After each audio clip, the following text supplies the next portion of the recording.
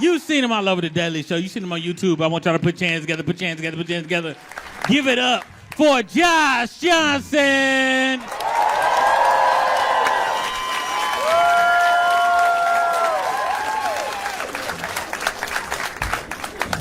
My most recent obsession is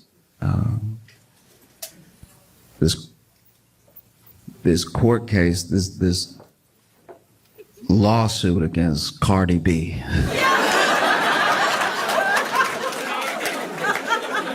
All right. If you're not familiar with Cardi B is a rapper, and she is also a national treasure. Cardi B is incredible, and this case is pretty wild. Basically, what is being alleged in this case is that Cardi B assaulted a security guard. It's alleged that Cardi B assaulted the security guard, and you hear both stories throughout the case. The security guard's story is that she was at work, securing the building. And then Cardi B walks in, and then she's like, "Oh, Cardi B." And Cardi B didn't seem to like that she was approached, that Cardi B was like, "What are you doing right now? Why are you in my face?" And that Cardi B got nasty with her very quickly. And so they were in the elevator together, and she said that she followed Cardi B out of the elevator to clear up any confusion. I don't know if it was to apologize or anything, but she admits that she did follow Cardi B into the elevator and out of the elevator. And then she said Cardi B really lost it and started cursing at her and everything, and then started swinging on her and stuff, and that she got a little nick on her cheek from Cardi B scratching her face, right? And then the receptionist and the doctor that Cardi B was there to see, because Cardi B was in the building for a doctor's appointment, that they broke up the fight, and then everybody went about their way. But because of this assault, because of this nick on her face, she is suing Cardi B for about $24 million.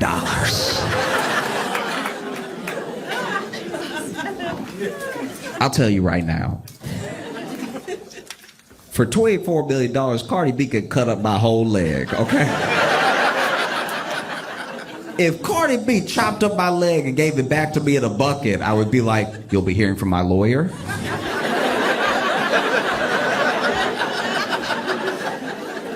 $24 million. That's crazy. So then, Cardi B's account of things is that she was going to the doctor. At the time, she was pregnant. She didn't want anybody to know she was pregnant. She didn't tell anybody, and she didn't even tell her security guard where she was going that day, her personal security, because she was just trying to keep this whole thing private, right? And even the doctor's office had blocked out time just to make sure they didn't have other clients coming in back and forth, and Cardi B was going to be the last appointment of the day, right? So Cardi B shows up to the building, and then immediately she hears Cardi B. And so already that's not ideal, right? Like that could happen at any time. Cardi B is very famous. But then she is getting in the elevator, and then she notices the person who screamed Cardi B got in the elevator with her and has a phone in her face. And so she goes, "What are you doing? Aren't you security?" Because she had security on her. And then she's talking to her while she's in the elevator, and then she exits the elevator, and she said she can still feel this person behind her. So then she turns around, she's like, "Hey, what are you doing? Why are you recording me? You gotta get out of my face. I'm trying to go to the doctor." And then that's when the person who was recording her, the security guard, got real angry and was like, "I could do what I want. It's my phone. This is my building," which is a misunderstanding of what security is.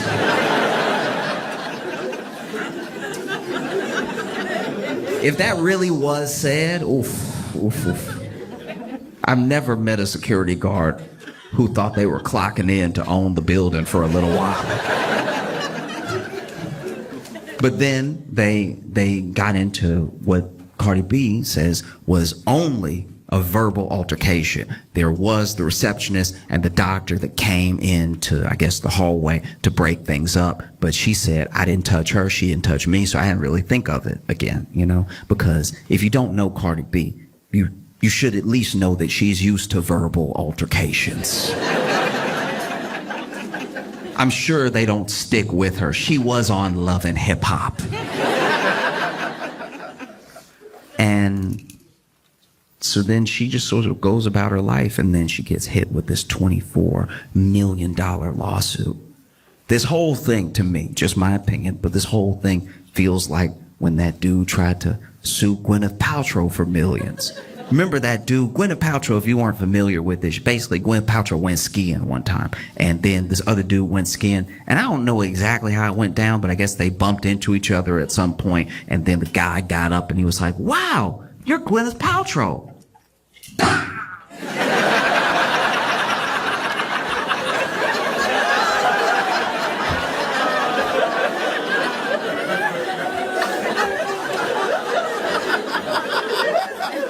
Oh, I'm ruined.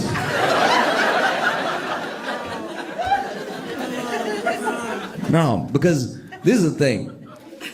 Coming after Cardi B seems like kind of easy in a lawsuit like this, just because she was on shows like Love and Hip Hop, and in Love and Hip Hop there's a lot of this. In Love and Hip Hop, whether you're watching Atlanta, Hollywood, New York, there's a lot of almost fights.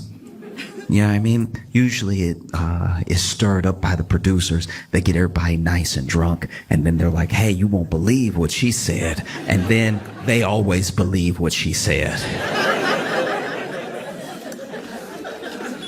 And so, you know, Cardi B's been known to pretty much never back down. In fact, there was this old case. I don't think anything ever came to it in like a court sense, but Cardi B was doing I think it was a festival, could have been a concert, and somebody threw something on stage. You know, somebody threw like a water bottle. And this has happened a lot in like the past, I don't know, people lost their minds through COVID and everything, and now people sometimes even film themselves throwing something on stage. I don't know if it's like to get a reaction out of the performer, and every performer has a different reaction to it. There are some people who, as soon as something gets thrown, they walk off stage, show's over, and they don't even try to continue. There are some people that try to dodge it, act like it didn't happen. There are some people that try to dodge it and then try to find the person who did it and get security to kick them out and everything.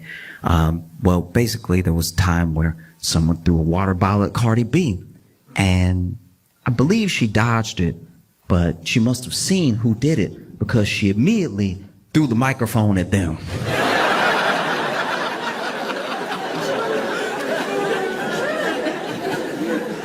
They probably thought Cardi B was gonna be some easy pickings. They were like, I'll throw my water bottle now. She's clearly unarmed. And can I just say, throwing a microphone at somebody is one of the funniest projectiles to throw. Because it's the only one where you get to hear their reaction to something being thrown at them in real time.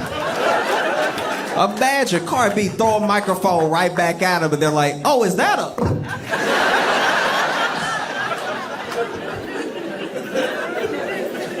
Last thing the crowd hears before the show ends is, whoa, watch out!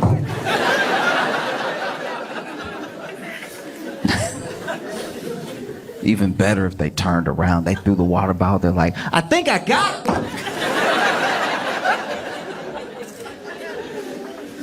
And so, well, they had this court case, and I don't know. Cardi B better than me. If I were me, I'd be losing my mind right now. $24 million for that's what she's alleging. Like, the security guard is alleging $24 million. I don't even think I got $24 million worth of head. I think even if I was in a horrific accident, I'd probably only get like 10, maybe. And that's with half the head missing. $24 million just feels insane. And so, they go to court and Cardi B's got a lawyer, security guard's got a lawyer, and security guard's lawyer does seem bad at this.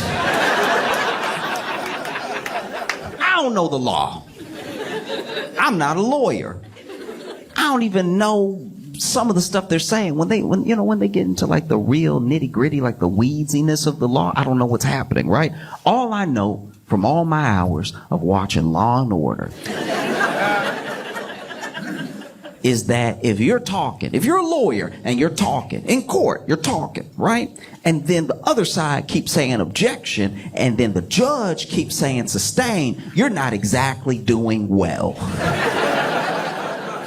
And that's what's been happening this entire trial. The judge basically sustaining the whole thing. Like, this lawyer for the security guard keep withdrawing his own questions mid-question because he can feel a sustain coming. And like some of the questions don't have anything to do with anything. It's one thing if you're badgering the witness or you're really trying to like rile them up and get them to admit something, you try and catch them in a lie or something like that. It doesn't even feel like that's what's happening. This dude will just be asking questions that have nothing to do with anything or the case. It feels like he's just a Cardi B fan.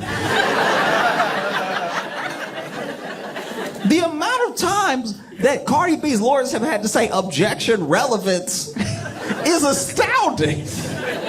He's asking her all sorts of questions. At one point, though, he gets back on track and he asks Cardi B, you're saying that you felt threatened by my client. The security guard says, client, you saying you feel threatened by my client. I'm wondering why you feel so threatened. What was the issue? What was the issue? And then Cardi B says, I was pregnant and she's coming at me. I think she wants to beat me up and I'm pregnant. Hello? Hello? And then he goes, hello, hello.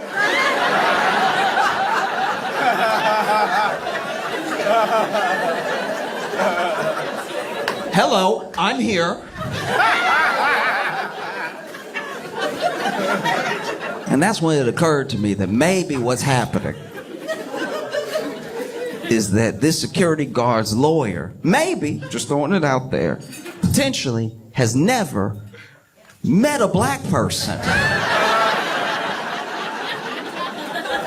I think if you've never met a black person in your life, and your first black person is Cardi B, that's a bit of a crash course. That would be like if I never met a white person in my life. Never met a white person, never talked to a white person, didn't even see one in a movie. Never met a white person. Then my first white person ever was Bill Nye the Science Guy.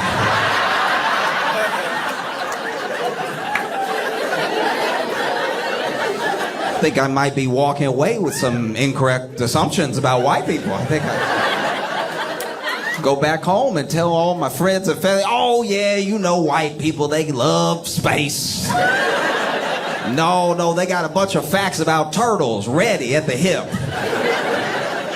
Oh, and they love bow ties. Can't stop them from wearing a bow tie.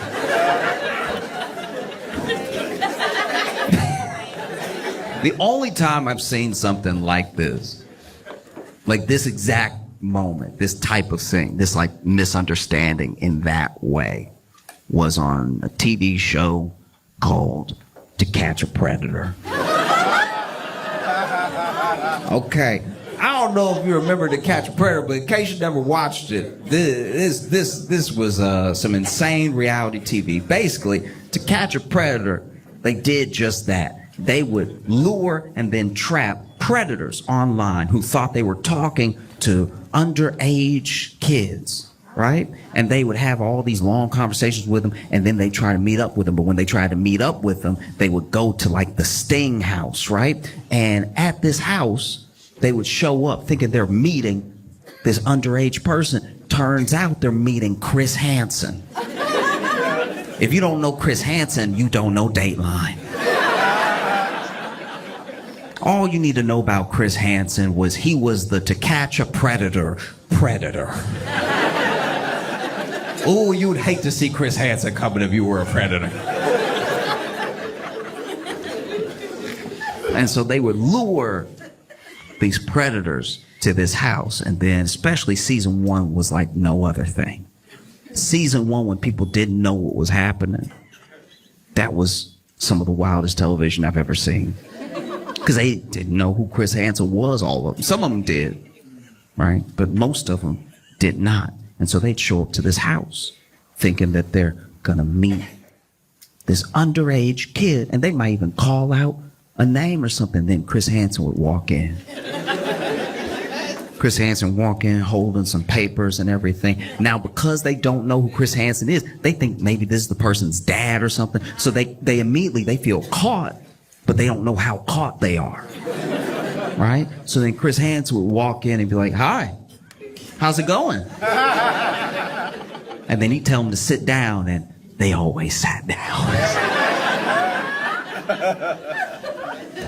Chris Hansen would sit them down, and then he'd ask them what they were doing here. And they'd try to come up with some sort of lie on the fly or something. And then he would ask them how they know this underage kid. And they'd try to come up with some lie on the fly, something like that. And then Chris Hansen would be like, "Oh, that's interesting because I have the transcripts of your conversation."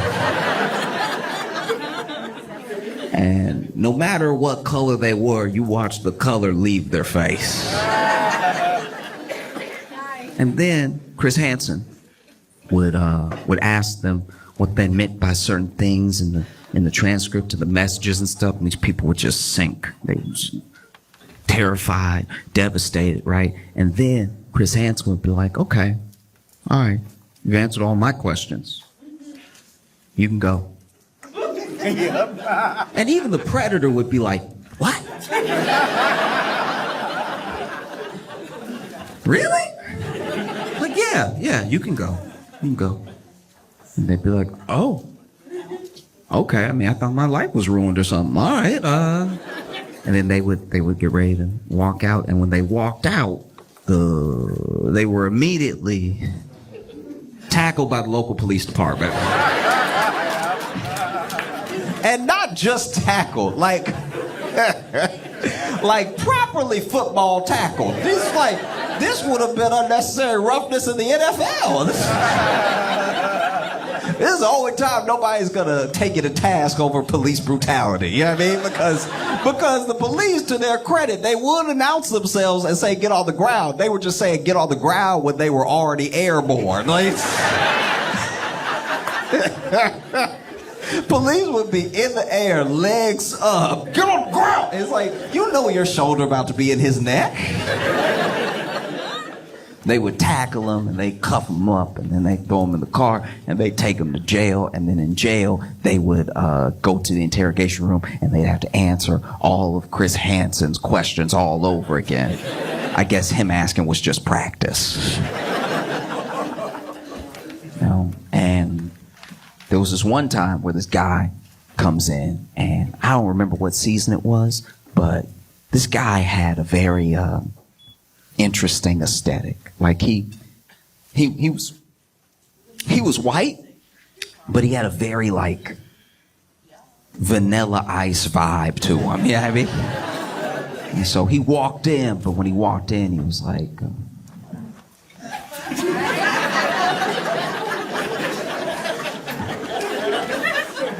Chris Hansen walked in, and then when Chris Hansen walked in and told him to sit down, he was like, I.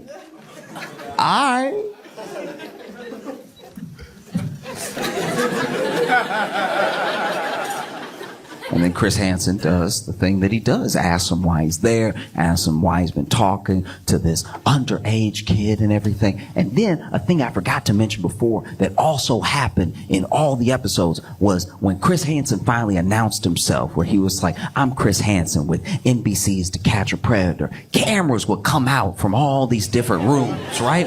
And it was always, without fail, too many cameras. It was always a number of cameras where I'm like, there's no way all those cameras on. There would be people with cameras in the hallway because they couldn't get in the kitchen, just lifting the camera up.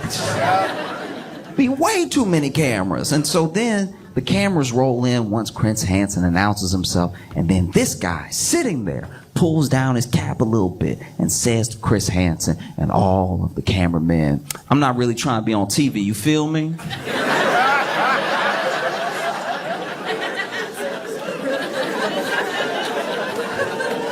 Repeats it. I'm not really trying to be on TV. You feel me? You feel me?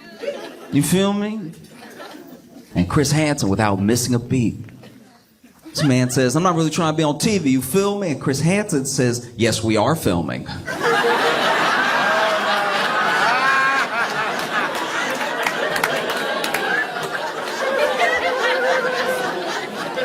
And I haven't seen such a misunderstanding until the security guard's lawyer says to Cardi B, hello?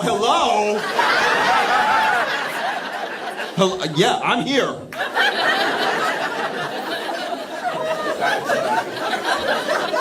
That man lucky. That man lucky. Cardi B at no point in her testimony hit him with a like that. That would have broken his brain. That would have ruined his life. He would have bent his knees. Oh! Everybody get out! What's happening? No.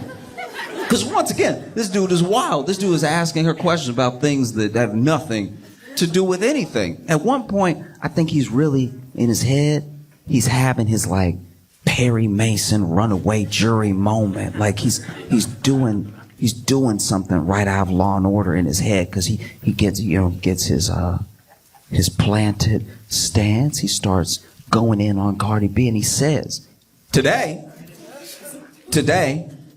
versus yesterday, all right? Yesterday, you had short black hair.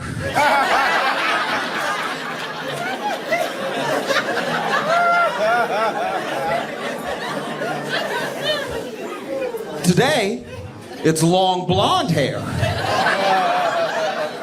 2 days ago, it was long black hair. Which is it? I don't know why he thought he had her. That was incredible. I don't know what I think he expected Cardi B to be like, I don't know. Oh no. What's happening? I thought he probably had some follow-up questions ready. He's like, if you're changing your hair, how do we know when you're not changing your story? All right?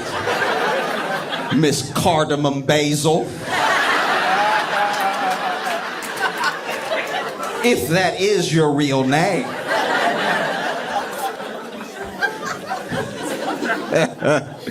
And Cardi B just laughed it off. She was like, they're wigs. Like, what do you want me to do?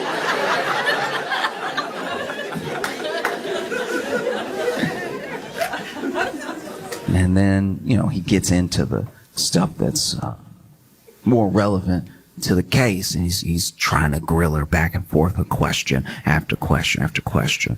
And he finally gets to this point where he's like, why did you feel threatened? She says the pregnancy thing and everything. But he's like, you said yourself that my client is about your height. Why would you be intimidated by her? And then Cardi B goes, yeah, I mean, she's a little bit taller than me, but she's bigger than me and everything. And I don't know what she wants to do. Now it seems like this person wants to beat me up. I don't know. Like, I don't know if they went from wanting a picture to beat me up or just wanted to beat me up and record. I don't know what's happening, right? And so then this guy goes, why are you so intimidated by her? You're saying that she's bigger than you. What makes you say that?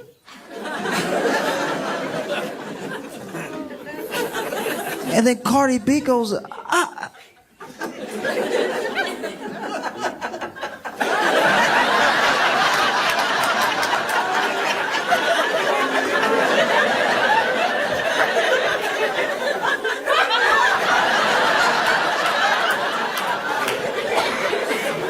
like, do I have to say it? No. And then he's like, are you calling my client fat? Are you calling my client fat? All right? Did you call her fat that day? In fact, you called her fat that day, didn't you? And then Cardi B is like, no, I was only calling her the B word. Like, it was really just that. I didn't really have time for anything else, Sort of said that over and over again. Didn't really get to work in any other details. And this lawyer, I don't know, like even this, even it's like now what we're getting into is stuff that I guess isn't nice, but I don't know how it helps his case, because then he just keeps egging it on. He's like, but you said that, and you said other things, didn't you? You said other things. And then Cardi B, to her credit, it starts admitting everything that she said, right? She starts just repeating verbatim in court. She just cursing in court openly, just nonstop cursing in court, right? And he's like, is that what you said? Say exactly what you said. I mean, she's right here, right now. Say it again. Say it to her face. Say it again. And then even Cardi B is like, what is happening? Like, you want me to curse her out again? Like, is this one like a freebie or something? Like, I can't tell what's happening. No, it's like, no, you were so threatened. You were so completely threatened by my client. You know, what makes you so threatened? And then she's like, well, at the time I was pregnant and I was 130 pounds. All right. And then she was like twice my size. You know what I mean? And then once again, he gets on the same thing. He's like, are you calling my client fat? And she's like, no, I'm not saying. She just, you know. No, what? I don't know. What are you trying to say? Say it. Say what you want to say. There's no harm here. Say it. She's security heavy.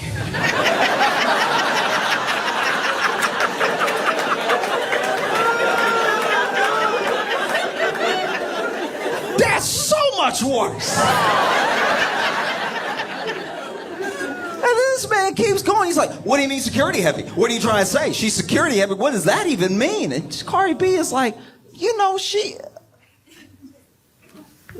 built like she protect buildings.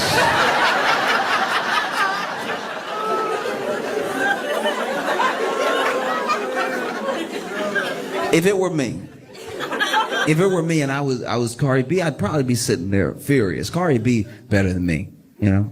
I'd probably be sitting there so angry. I'm just trying to live my life. I was trying to go to the doctor privately. My business is always out there. People get paid to get up in my business and everything. And I'm just trying to have a quiet moment. I'm not feeling well. I believe was her first child and everything. No one knows that she's pregnant. And then this whole thing blows up, and then she gets sued for $24 million. You know, she's better than me. I'd be sitting there furious at that lawyer. Huh? And if I was a security guard sitting there watching this happen, I'd be furious at that lawyer. What are you doing? You just getting me roasted in open court. This doesn't feel like it's getting me any closer to $24 million.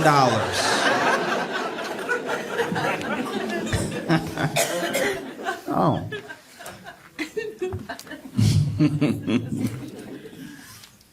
Because I'm not going to sit here and act like I'm better than anybody, okay?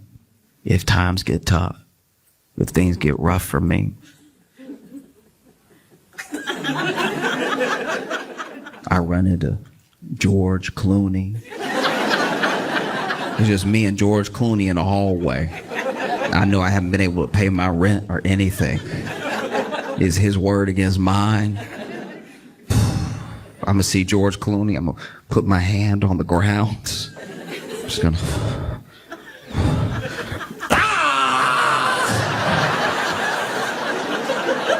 Look at what George Clooney did to me.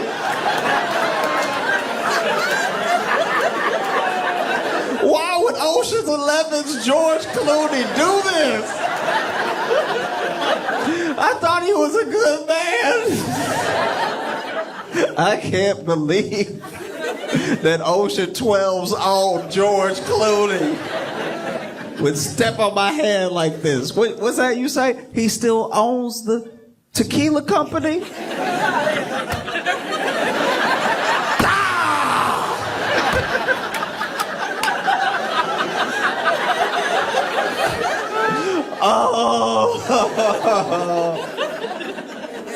Oh no. Who would have thought Ocean's 13 George Clooney would be capable of something like this? I thought he'd be president one day. Nah, easily. Easily. It doesn't have to be George Clooney. I don't even need, like, A-list. I really don't. If I see Neil deGrasse Tyson, times are tough, I run into Neil deGrasse Tyson, I'm throwing a bowling ball straight up in the air and catching it with my head. I was like, oh no! I can't believe Neil deGrasse Tyson did one of Newton's laws of motion to me.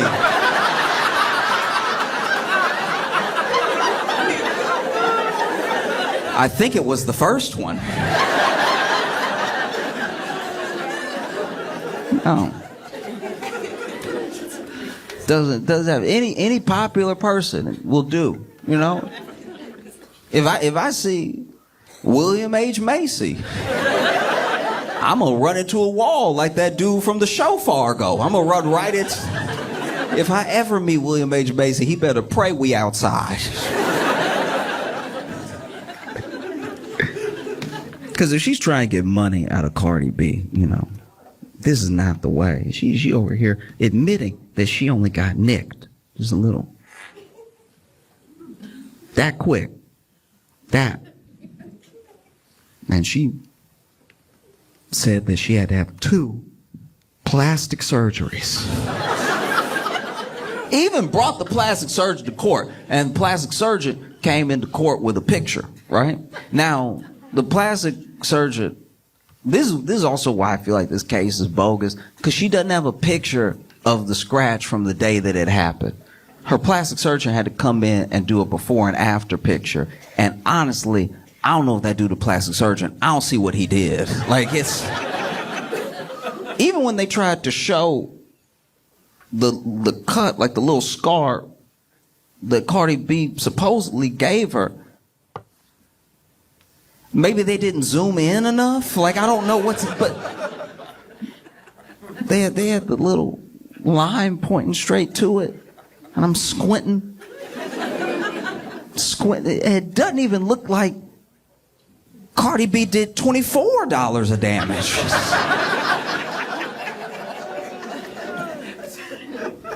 Oh, you try and get money out of Cardi B. This is not the way to do it.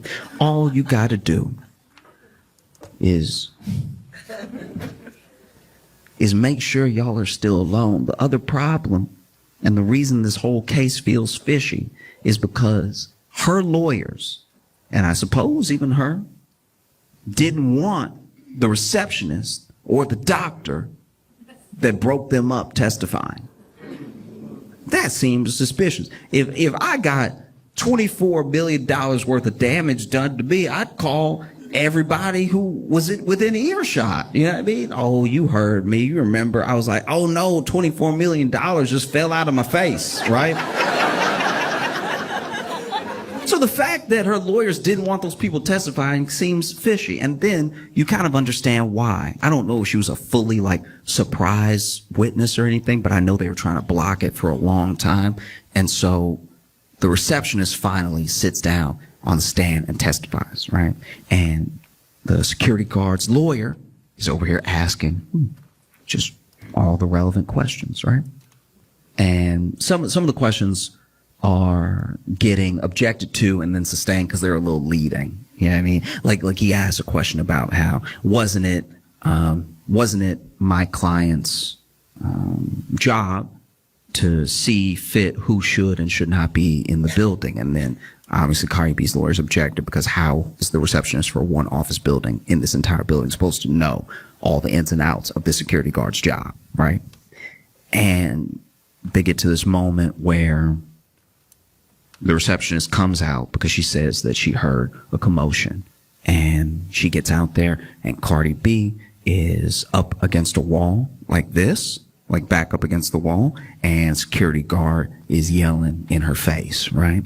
And so then she, immediately upset by what she's seeing, gets in between the two of them and is breaking it up and tells the security guard, I don't know what's going on here, but you need to go back to your post. This is very unprofessional, everything. And everybody's screaming just so everybody can be heard, right? And the lawyer gets excited. He's like, and so do you think that this could be the moment that Cardi B scratched my client's face? And then the receptionist goes, actually, I'm really the only one that got hit out of the both of them. Like, you know, you try to be a good Samaritan, but...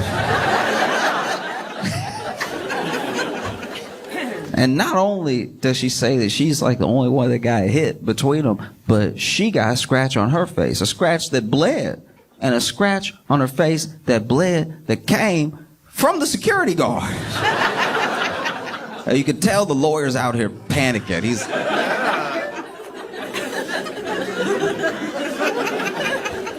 Whoops. Okay. All right. And so then he starts, in my opinion at least, sort of like badgering her a little bit with questions to try to like double back from the fact that now it looks like the only person that may have assaulted someone is his client. And so he then says, he's like, yes, but you also weren't there the entire time, so you didn't witness the entire altercation. Maybe Cardi B spit on my client before you got there. Maybe she scratched her face before you got there, but you got there and you broke it up and you say that you didn't see anything. But maybe something happened before you got there. You don't know. You don't know. And then the receptionist was like, yeah, I guess I didn't know what it was like to be there till I was there. Yes, I suppose. You got me there. Because it's not just the scratch, I should point out. The scratch is the main thing, but the security guard is also, to my knowledge at least, alleging that Cardi B got her fired as well. You know? And then they had the doctor testify. And I won't say that the security guard's lawyers tried to poison the jury, because they were pushing a narrative the entire time, and the narrative was that obviously the receptionist and the doctor would back Cardi B because she was a client of theirs, a patient, so it benefits them to back up her story, right? And they even say as much while the two people are on the stand, you know? But then the receptionist says, no, actually, the security guard hit me up and said we should sue Cardi B. And I was like, nah, because you started it. Which is also not great for a security guard's lawyer. He's over here, okay, well, look,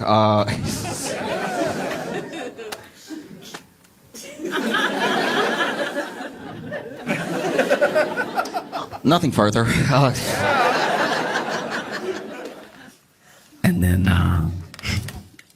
And then they had the doctor testify. Now, the doctor was the last to the scene, so by the time he comes out, the receptionist is getting in between Cardi B and the security guard. So he said he was also very upset about what was happening, you know, and he was trying to make sure this thing got broken up. Now, the doctor said, look, what I saw wasn't just unprofessional, it was very concerning to me. And I got out there, and the only thing I could think to do was try to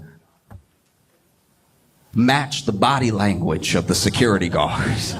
I don't even know what that means, but I imagine it means he ran up out there, he saw three people arguing, and he was like, hey!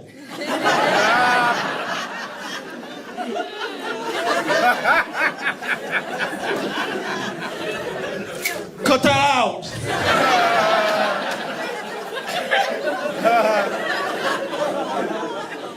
Because by his own account, it's not like he the one pulling people from people or anything. Receptionist has already broken it up and taken some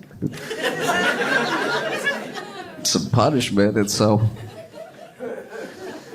And then took Cardi B in, they had their appointment and everything, and then he was so disturbed by what happened and what he saw that he reached out to Superior for the security guard, and, you know, said that soon after that she was taken downstairs during the shift and like let go, right?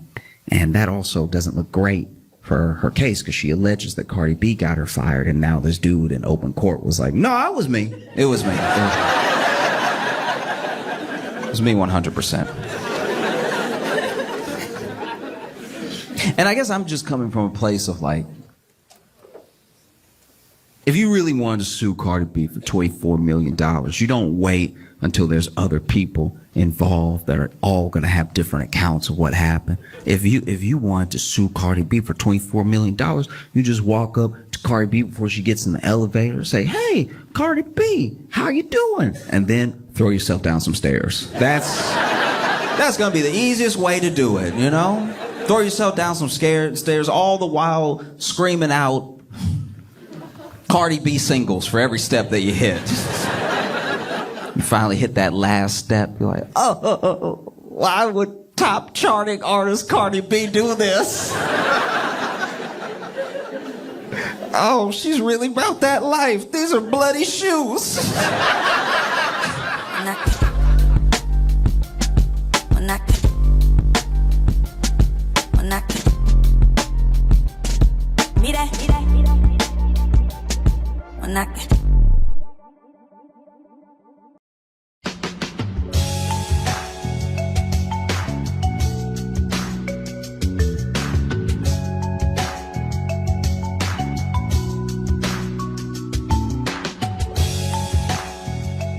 Three, two, one.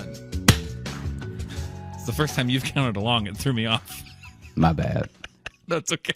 I just almost forgot how to count for a second because you were also counting. Welcome to the Josh Johnson Show. I'm Josh Johnson, joined by my co-host, fellow stand-up comedian Logan Nielsen. Logan, how you doing, buddy? Oh, I'm still here. We're doing all right. What's up, man? How are you? Okay. No, well, yeah. I was just telling you about it. Every little tech thing I had to do today was just me being like, "Oh no, it's broke. Oh, it's just not plugged in." Okay, so it's like I know it's not the machine's problem. It's a lot of just my mental state, I guess. I'm just tired. And then right before we started recording to sync up, I count to 3 and we clap, and then you did it at the same time, which made me forget how to count. So, doing great. I'm doing good. How are you? I'm all right. Yeah. Do you ever have that though, where you ask somebody something, you ask somebody how their day is going, and they really level with you immediately, where they're just God, like, yes. "Oh yeah, she left." Yeah, I mean, like, yes, I have several friends who are like that. Where they're just like, "Well, life's terrible, but here we are." I'm like, okay, you can't just say fine. I don't even Just say fine. terrible. I don't even get into it with people to the point where I'm like, "Oh, life's not good" or something. I'm literally just like, we'll tell you what's going on with the day. Yeah, and I don't mind that so much, but yeah, I do. I know people who will just drop like their entire mental illness on you in that one moment, and it's like, come on, man. At least give me half. Yeah, I'm just asking to ask. Yeah, at least. But no. Give me half. That's your mistake though, because I will tell you right now, if there's someone who, as nice as I am and as open as I am, as much as I talk to people who sometimes don't want to be talked to, if I see someone where I get the vibe immediately that they are actually a monster, I steer clear. There have been few instances where you've even seen me and I'm like, I cannot engage with this person. This person is the worst. And now this is because this is another one of those situations where you're sounding like me. So what are your tip-offs to when it's like, oh, this is a monster, I gotta get out of here? What are those I guess signifiers to you? Okay. Did I ever tell you about when my friend was trying out for that Broadway show? I don't know. Okay, so this sounds familiar. I'm not going to say his name just in case he doesn't like the story. Rodney. Even though he didn't do anything in the story, he was just a witness. But basically, my friend was in line for an open call for a Broadway show, right? And so open call means it's going to be a long line. We talked about this, didn't we? I thought we did. I think we did. I think we did talk about this. Okay, yeah. That's the type of person I would steer clear from. Because what did he do exactly? Give the short version. Okay, so the short version is... He wanted to talk about everything, right? Huh? Oh, that's... Never mind. I remember the story because it was him just being like his whole career, right? His whole journey. Yeah. Yeah. Yeah. Yeah. Should I just give a brief overview? Because now, in case someone's never listened to the That's show true. before, now we sound crazy. That's true. Now we are monsters in a line, Okay. forcing people to hear our half stories. That's a fair point. And I did that. I'll take the blame for that one. So basically, to make a long story short, especially if you've heard before, my friend was in an open call, and then there was someone that was behind him in line, and they just kept doing this thing that people do when they want you to talk to them, where they were like, "Yep, who, yep, yep," and then he just didn't want to engage because those people that do that are like, they haven't built up the skills to just talk to you, so they're trying to talk to you without talking to you. So that they lose nothing if you ignore them, but they gain something if you pay attention to them. Well, it's because they want to talk at you. They're not interested in having a conversation with you.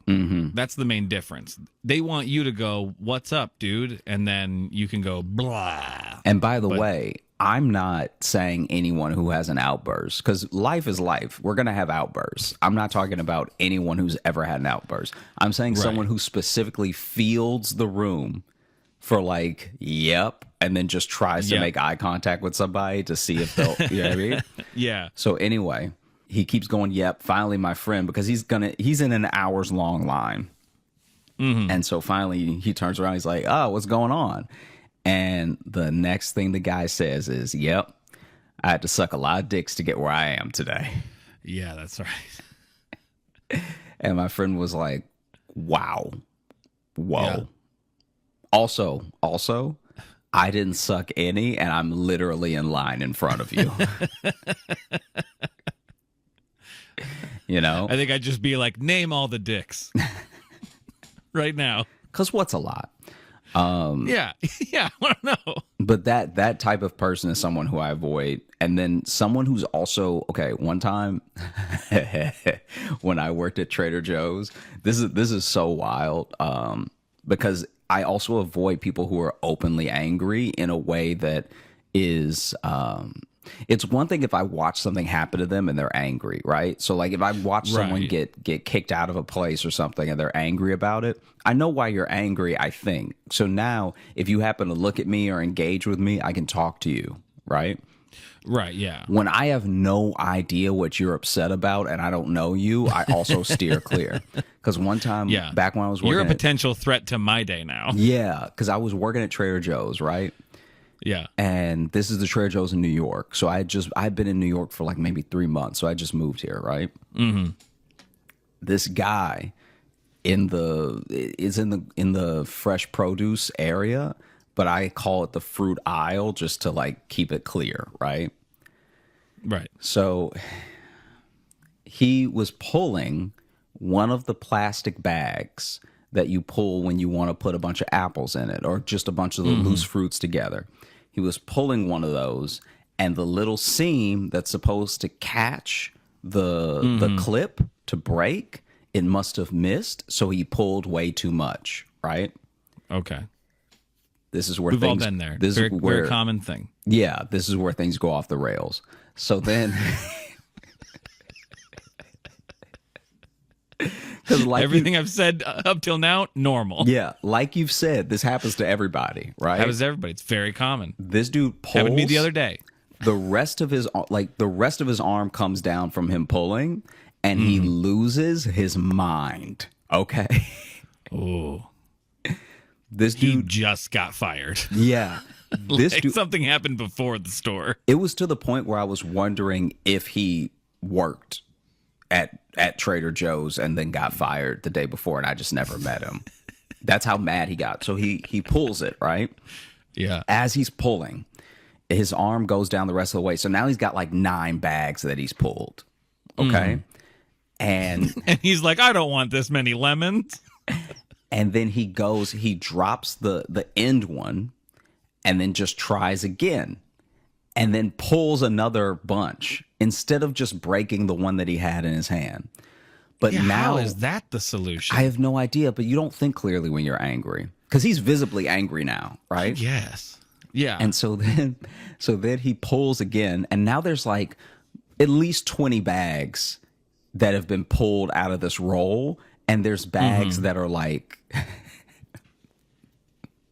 there's bags that are like on the floor now, all still connected, like a whole roll of toilet paper unrolled, right?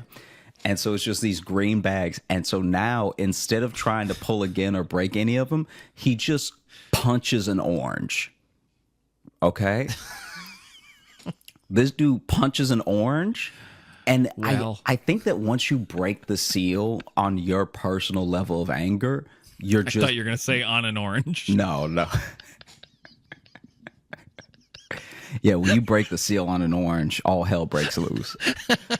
There's no turning back. Once you break the seal on, just your level of anger, I think a lot of people, that's where you find out who someone is, because I think a lot of people either decide, hey, this is where I should check myself, or I'm too far gone and I'm just going to hit the gas. Yeah. In a fight, in an argument, there's a level, there's a ceiling that people have. And once you go past that, that's who you find out who's like, quote unquote, crazy, who you find out is like a fighter, who you find out is a crier, like all that stuff. Because that's the moment where you realize you're angry and you either start to see red or you start to calm down, right? Well, the emotion takes over and you're in like a free fall now. Exactly. Yeah. And so this dude punches the orange, and I think for him, clearly punching oranges is cracking the ceiling.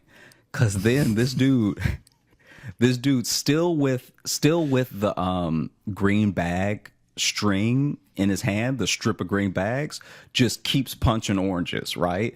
And so then he starts screaming. He's like, oh, like, and it's not a scream that's like to get attention. It's a guttural low scream, right? Like he's essentially just being like, oh, you know what I mean? Yeah. Punching the noise of a mental breakdown. Yeah. That's what it is. Punching orange juice going, right? Like this dude is getting orange juice all over his face. And I've never been so scared of orange juice, because he had just enough of it on his face to look like blood. Like, right. like you knew if he had been punching a person, his face would just be covered, right? Yeah. And then I want a glass of fresh punched orange juice, please. And then so he must have punched like 8 oranges, right? And they're layered on the on these like little cabinets, because the display is wooden. So it's not like he's punching a stack of oranges like you'd see at Walmart that are tilted. He's punching like a stack of oranges that are on this wooden cabinet, Yeah. And that's why he's making so much juice, is because there's nowhere for the oranges to go. There's no escape for these oranges. There's no escape for these oranges. So anyway, after he punches the 8th orange, he tries to storm off. And as he's like turning around, in his punching, he's just got the bags wrapped around his arm. Oh. So now he tries to walk away, and he's just pulling more rolled bags like toilet paper. Oh no. And that dude walked out of the store with like maybe 100 bags trailing him. That's all you can do, I think. You can't finish shopping. You can't just... That dude left sticky. Yeah. I was going to say, now he's sticky and covered in plastic. But yeah, you can't do that and then just look down at your list, cross off oranges, and then move on to the next thing. It'd be so funny if he didn't want oranges. He just want plums. But then... bow, bow, bow, bow. Like... And I get it too. When you're angry, you don't think clearly. You just get frustrated. But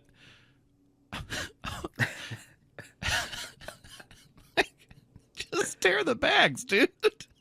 Like, just at any point, tear the bags. Even if you got a couple, and I know you don't need a couple, but don't just keep pulling. Where's he thinking like, oh, this is just one really long bag? Like, what did he think was happening? I would have loved to have a conversation with him or be in his head, because... I mean, be in his head. You don't want to talk to him. Because, well, no, just later in life. Like today. This was years ago. So I think I could talk about... I think maybe he's over it by now, right? Yeah. And I'd love to like... Because you know how... Or he's still serving time for it. Yeah, I'd hate to be the person who ran into him on the street and just be like, "Hey, buddy, are you all right?" And he just starts swinging, right? You can't tell why his punches are so tasty, you know? Why are your fists so sweet? Yeah, this dude assault is delicious. He'd have beat the hell out of you, and you're like, what was a little hint of Florida. Such citrusy violence. I can tell I'm being hurt, but I think I'm also getting vitamins. Yeah. At least this dude smells good, right? Yeah, he punched a cold right out of me. Emergency be damned. And so I just wonder if in his head, because you know how sometimes when you're mad about something, and especially if you spiral, right? Like I've had conversations with friends and family who get upset about something and they just start listing what else they're upset about as if the two things have anything to do with each other, right? Mm-hmm. And I would love if in the middle, like he had a breakup, and in the middle of his head, he was just like thinking and like trying to get a plum or an orange or, you know, whatever he needed. And then he pulled and they were all connected. They didn't tear for him. And he was like, she's up to it again. She's up to it again. He tries to pull again. And then he just starts swinging at oranges. Yeah. I mean, because, you know, I haven't been to that level, but, you know, I've had my times of going through rough times. And it's one thing, and it's always an insignificant thing that will just break you, and then it does just become everything in your head of like, and then this, and then also this, and this, and there's nothing you can do. And so sometimes you gotta punch some fruit. You just gotta wreak havoc in a produce aisle. So I get it. I get where he's coming from. I've never done that specifically. Yeah, but what a tantrum to have. Because did anyone stop him, like even on the way out, or everyone was just like, just let him go? You never know. Yeah, sometimes, No, I'm with sometimes you. security, like, I'll get involved in this. You know. Yeah, I'll tell you in a second. But no one stopped him. Okay. Because it was also such a. What's that movie with that guy that just goes on a shooting spree? Suburban guy. It's like a classic. Oh, Falling Down, the Michael Douglas movie, Falling Down. It might be Falling Down, but it was A Something Man. It was A Something Man. A Something Man. Trying to think of who it was. When was it? Yeah. It was when like a did that '90s movie. A Desperate Man, or I don't know. Maybe a Desperate Man. Anyway, he just had the that's the title I just vibes. made up, I think. He had the vibes of if you spoke to him. First of all, he had the vibes of someone who was coming back, and if you spoke to him, he would remember.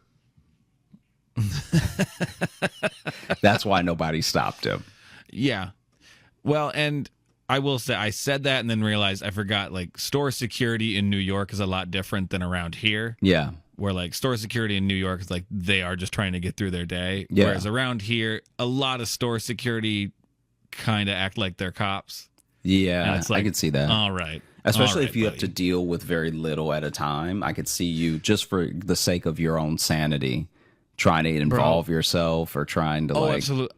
I remember when I worked at Target in college, and there was a couple of young security guys, and every now and then they'd like pull me off a register to go tail somebody, like just to see if they're gonna steal some chips. Like it was, but then they were never actually good at stopping like the real people trying to actually like steal money from the store. They were never good at that, but they'd want you to go follow somebody around. So one of my favorite, this was leading into the thing I was saying. I'll tell you in a second. I have loved the security at almost every job that I've had because, especially in New York, security, like you said, they're just trying to get through their day. So they really don't even step in unless you are actively being stabbed. God, no. Right? And even then, they're trying to sneak up on the person because they don't get adequately equipped to handle what's happening, right? Not at all. They want to get through their day, have to write a few things down that they're supposed to write down, and then leave. And so They don't have these Paul Blart dreams. Yeah, like this is my thing. Okay. One of my favorites was when I was in Chicago, and remember I worked at the other grocery store, right? And we're calling it the other grocery store now. I feel like if I name one per episode, it's not as bad. Oh, you just don't like saying them both? I don't like saying them both because they're under the same umbrella. Wait, are they owned by the same parent company? Yeah. Oh, they are. Yeah. I did not know that. Yeah. So now I know that Trader Joe's and a mystery grocery store are owned by the same parent company.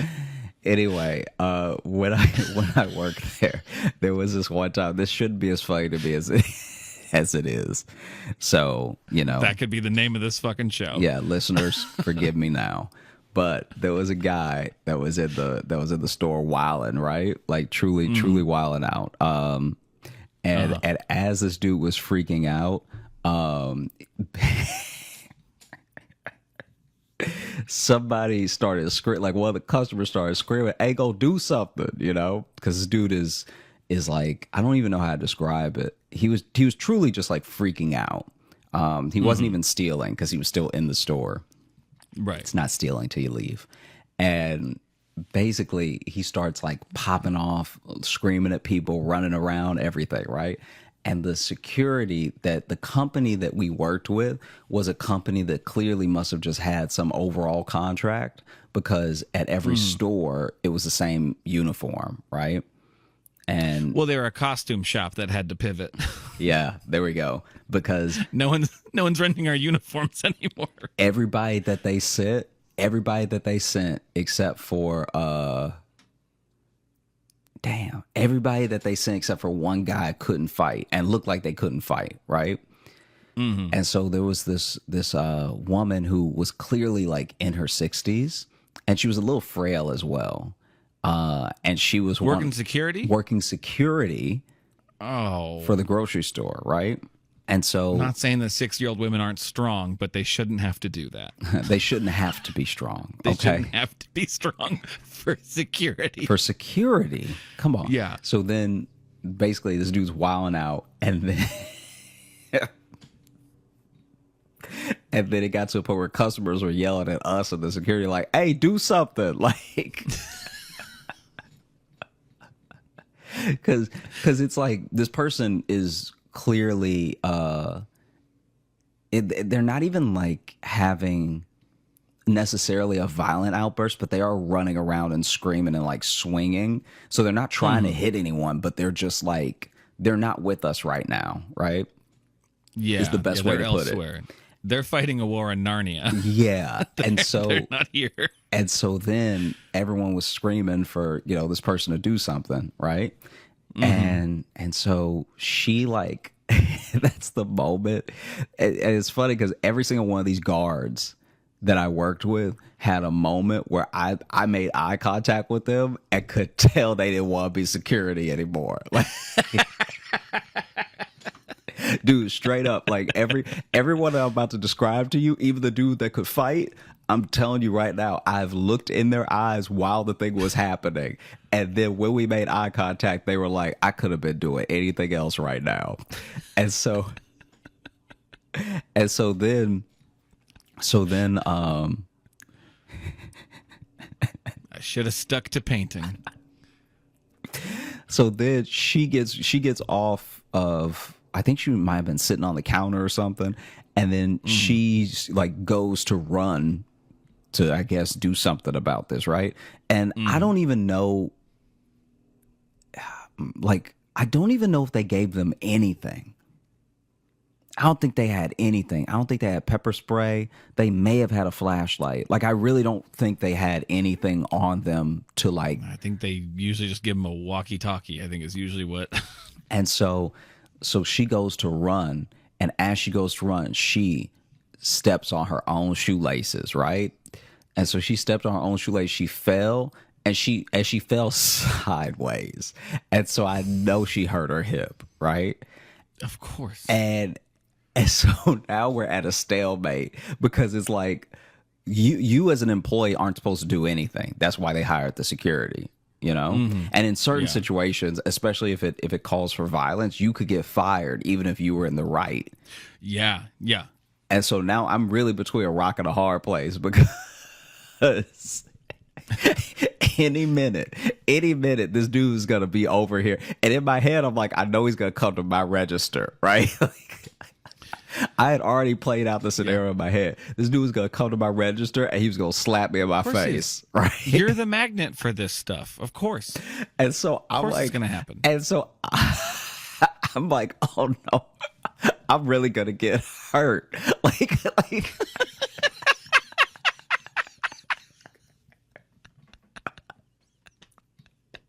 like, bro, I was really sitting there like, man, this is gonna like he probably gonna rear back too. Like, Yeah, that is pretty demeaning to be sitting behind a cash register just thinking, I'm about to get my ass kicked.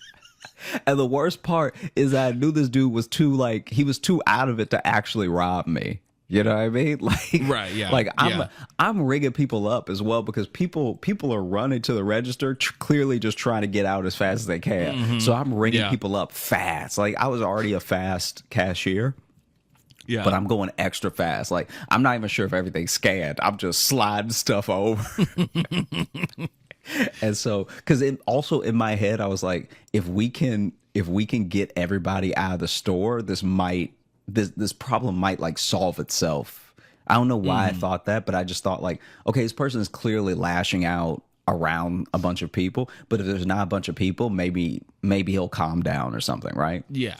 So I'm bringing people up as fast as I can. And then there's even, once again, like I said, shouldn't be as funny to me as it is. But she's still on the ground. So no one's actually like helped her up yet. And then there's a guy who walks in, just a regular customer, walks in, sees her on the ground, sees us like ringing people up as fast as we can.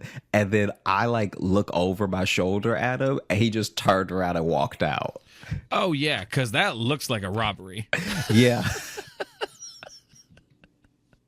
It's 18 people that only want to rob for food. Yep. They knock down the security guard and they're paying with Yeah. credit. Yeah, a weirdly violent but also cordial mob Yeah. is coming through here. And so I'm scanning as fast as I can. And then and this dude, I can hear him getting closer and I don't know what aisle he's on, right? Like, I don't know if he's 2 aisles down and he's really loud or if he's 1 aisle down and less loud. But like, I can't see him, but I can hear him.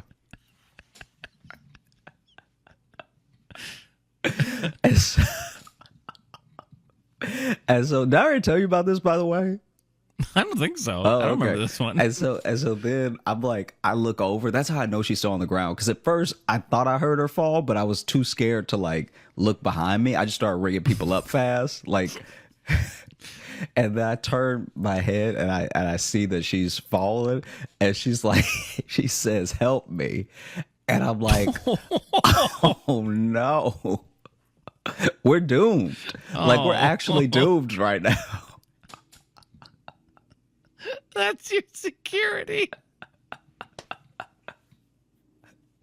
Your security fell down and she can't get up. And so then I'm ringing people up. I finish a transaction and I'm like looking at the customer, I'm looking at her, and then I jump up and I like help her up, and it's like definitely nothing heroic. I'm literally just helping her get back to her feet. I'm not like picking her up or anything. And you're helping her up to throw her to the lions too. hey, you gotta do what you do to live, you know? You got the badge, lady. That's on you. And so then I run back over to the register. There's only one more customer. I close my gate as if that's gonna do anything. Like, you know, Like he'll get there and be like, "Oh, okay." you know the little gate they give you at the register. Yeah. So I close my little gate and I put the closed divider on. And then if I stand real still, he won't see me. Yeah. If nothing beeps, he won't move, right? And now I can hear a couple things falling, so I know he's getting close, right? And then this dude finally gets to the registers in general. Luckily, doesn't come near mine at all. Runs like knocks a bunch of people out of the way to run past them as they're checking out. Runs past the security guard. Does a cartwheel and is out. Hold on. Okay, sorry. Did you say he did a cartwheel and then he left? Yeah, this dude did a cart. So he was already pushing people out of the way to run out of the store, and then he did a cartwheel and then he left. Like, my brain needed a second. Because honestly, once you said cartwheel, the whole sentence like fell apart in my brain. I'm like, there's no way he said he did a cartwheel and left. Dude, bro, when I tell you that this lady busted her hip for nothing.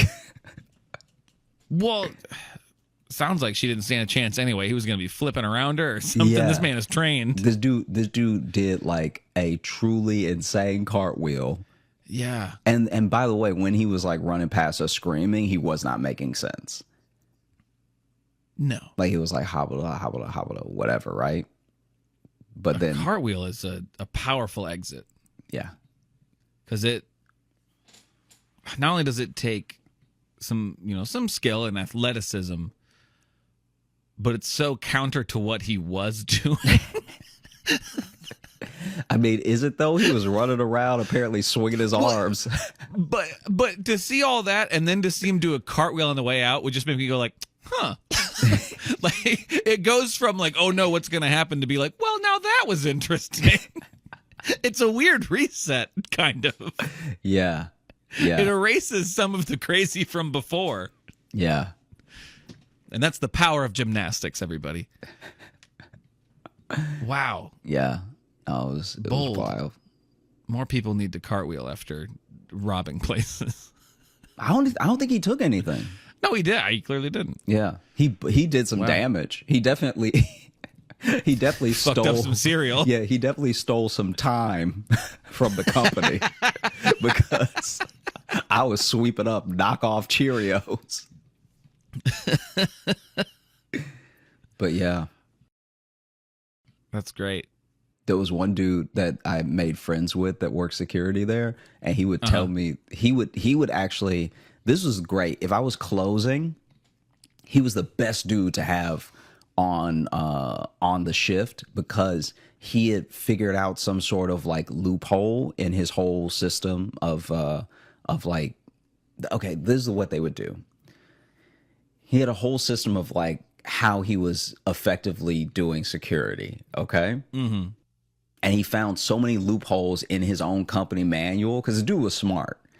And he was like, you can't have, it said something specific in their manual because they were talking about headphones and earbuds. They were like, you can't have both ears covered. You can't sit. You have to stand. You have to like all this stuff. Right. Mm-hmm. And this dude found a hack around all of it. That dude would have a Bluetooth on because it only covered one ear.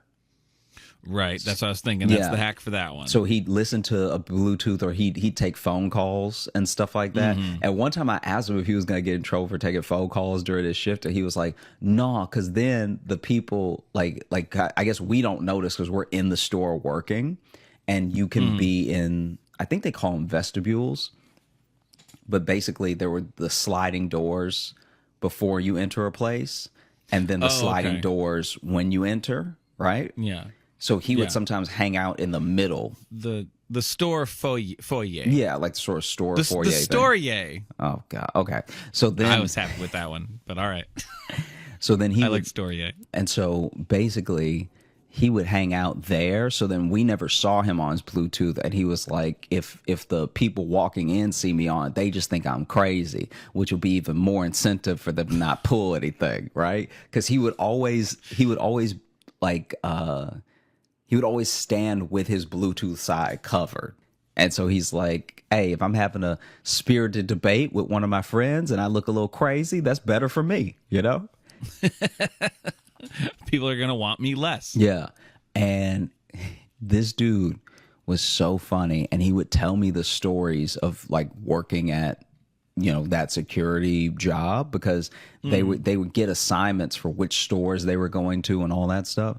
And this dude was telling me about other security guards who had quit.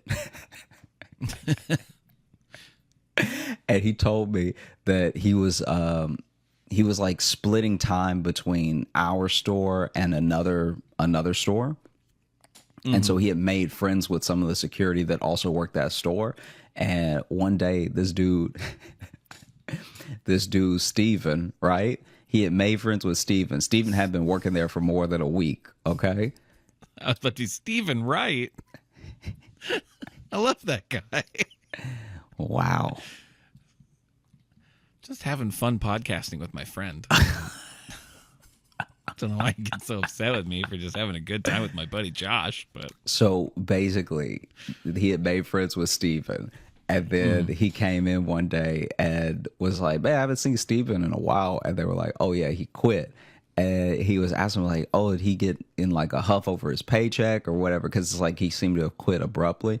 And then he said that his boss was telling him that Steve was working a store, and mid-robbery, he quit. Mid-robbery? Yeah, so that they were getting robbed, right? And maybe, I don't know if the people hadn't seen him yet. I don't know what happened, but he was like, he walked off the job while the place was being robbed. When they needed security the most, he was like, not me. Like getting robbed at gunpoint? I don't know. They just said robbed. Oh, God, Isn't that wild? That dude, in the middle of a robbery, he was like, I don't have to be security. Like, I could do something else with my life. This ain't a real badge. Hey, I'm just a dude in a sweater. All right. Yeah. Wow. Look, if you shoot me, you be shooting a customer. Okay. But honestly, in that situation, I think that's the best time to quit. Yeah. Yeah. Because what are you going to do? Y'all didn't give me a gun. You didn't give me a gun. I just needed a job, and you needed someone to be here saying their security. Most of the training you tell us is to not actually get involved, but to just call the police. Yeah.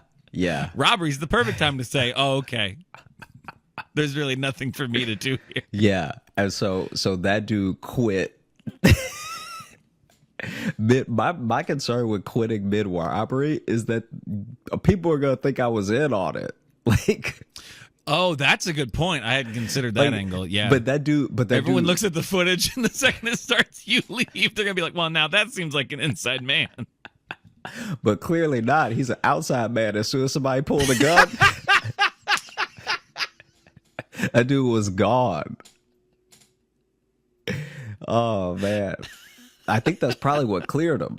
Is that it was like, oh yeah, he clearly left in fear. He ran so far away from the store. Yeah, you catch him on another security camera a mile away, just breathing heavy, holding his back because he heard it. Yeah, the footage in the store is him turning around and being startled and going, oh, and then running out. And they're like, yeah, he didn't help. Oh, man. And then there was one dude who was kind of like the guys you're describing, where he started working there and he was hella gung-ho. And my buddy that I worked with, the security guard I worked with that was telling me all these stories, was like, this dude, he told me this when the dude started. He was like, this dude gonna get himself shot. No, that's the energy those guys have. Like, oh, you're gonna stick your nose into something you just shouldn't. And so then this dude was running, right? Was running after a guy, but still in the store. So he hadn't chased him out of the store, right? Yeah. And the guy was trying to put stuff in his jacket and then run. And so he ran at that dude and they collided and they both got hurt. Like, yeah, because he went to tackle him and I think he thought he was going to have like a true football sack, right? Like, I think he thought he was going to lay this dude out. but clearly he didn't get the angle right because then they both really just leaned into each other and tackled each other. Yeah. He thought he was going to do like a cool, like, you know, like Lethal Weapon, like hip toss as he's running by, you know, catch him, have him pinned down. You're under arrest, punk. But instead he was just in the way. Yeah, instead he needed time off because that dude hurt his collarbone.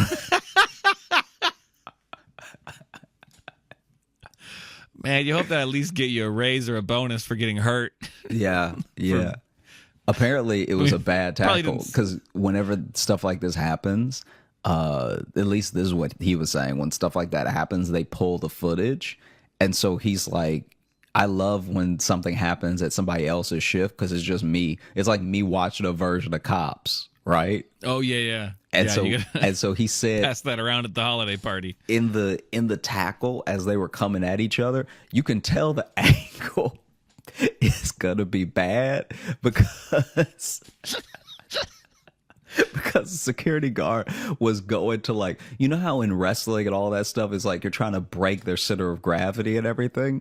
Yeah. But that dude was already leaning forward, so he's going to try to grab thighs or a knee that he doesn't need to grab because the dude's already leaning forward because he's not paying attention and he's running so fast he's leaning forward as he's running, right? Yeah. And so then that guy goes, like, as he's going in, you can see the point of contact where he went from trying to tackle somebody to somebody who was actively getting knocked out. Like, Yep. because they came in at an angle on each other and they both never got up. Like, Well, then he stopped the robbery. he stopped the robbery and there's just Skittles everywhere. Because it wasn't like the dude was running out with a fistful of cash. He had, like, he was grabbing a bunch of candy and then trying to run. And this dude, bow. Oh, that's all it was too, was just candy and sprinting out the door? Yeah. Oh yeah. You don't gotta tackle anybody for that. Yeah. Just mark the footage. Call the cops. Don't break your clavicle for some fucking Rolos. This dude got floored. That's great. Yeah, I've never seen like a full on security altercation like that, because all the ones I've seen are usually either like the buzzer goes off and security walks up, they're like, "Nah, you're good," or something's going down and security does not want to be a part of it. There was one where this is like, all right, we may have to cut this. This may actually not be funny, but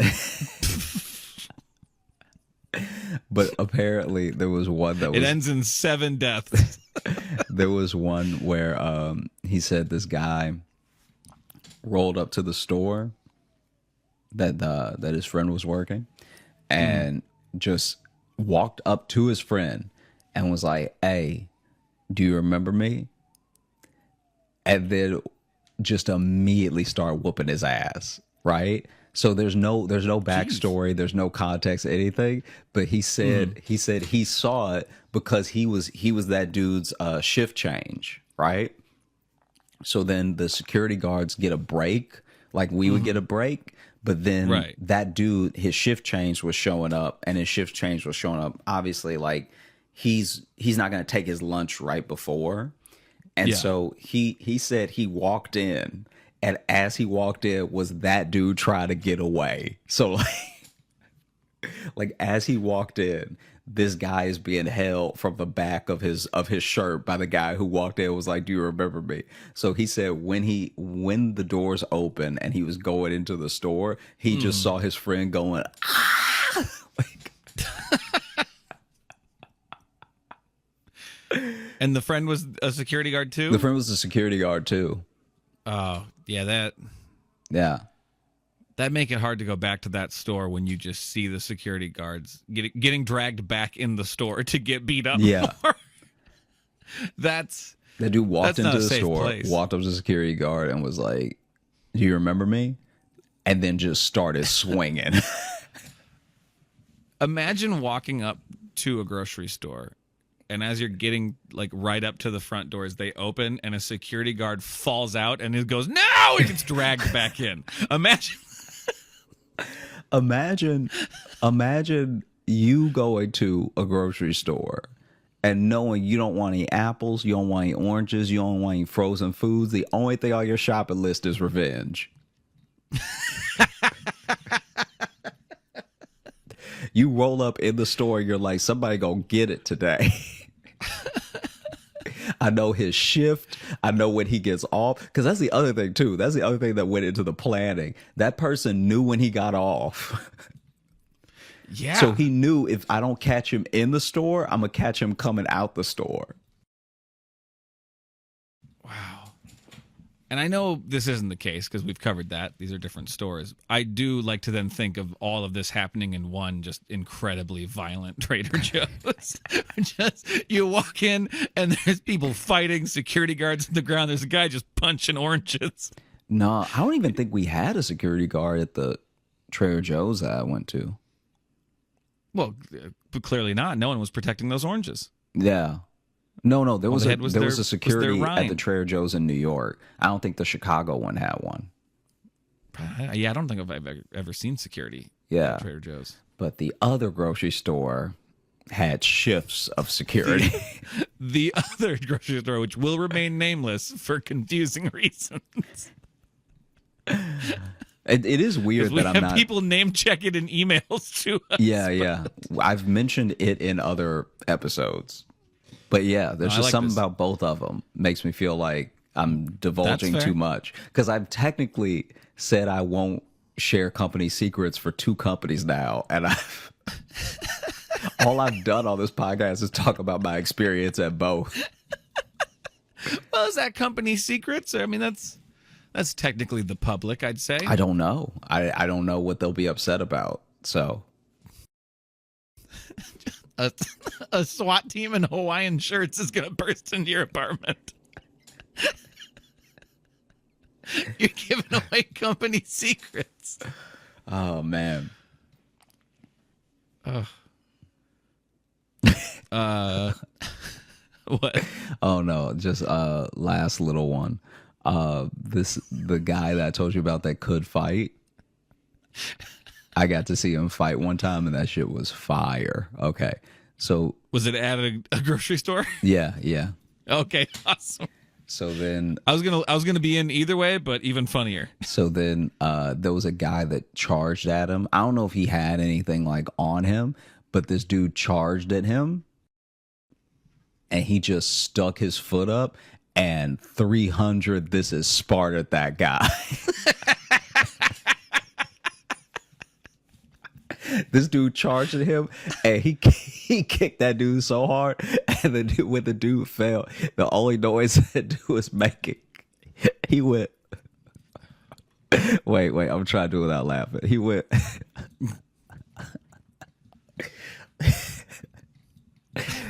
He went.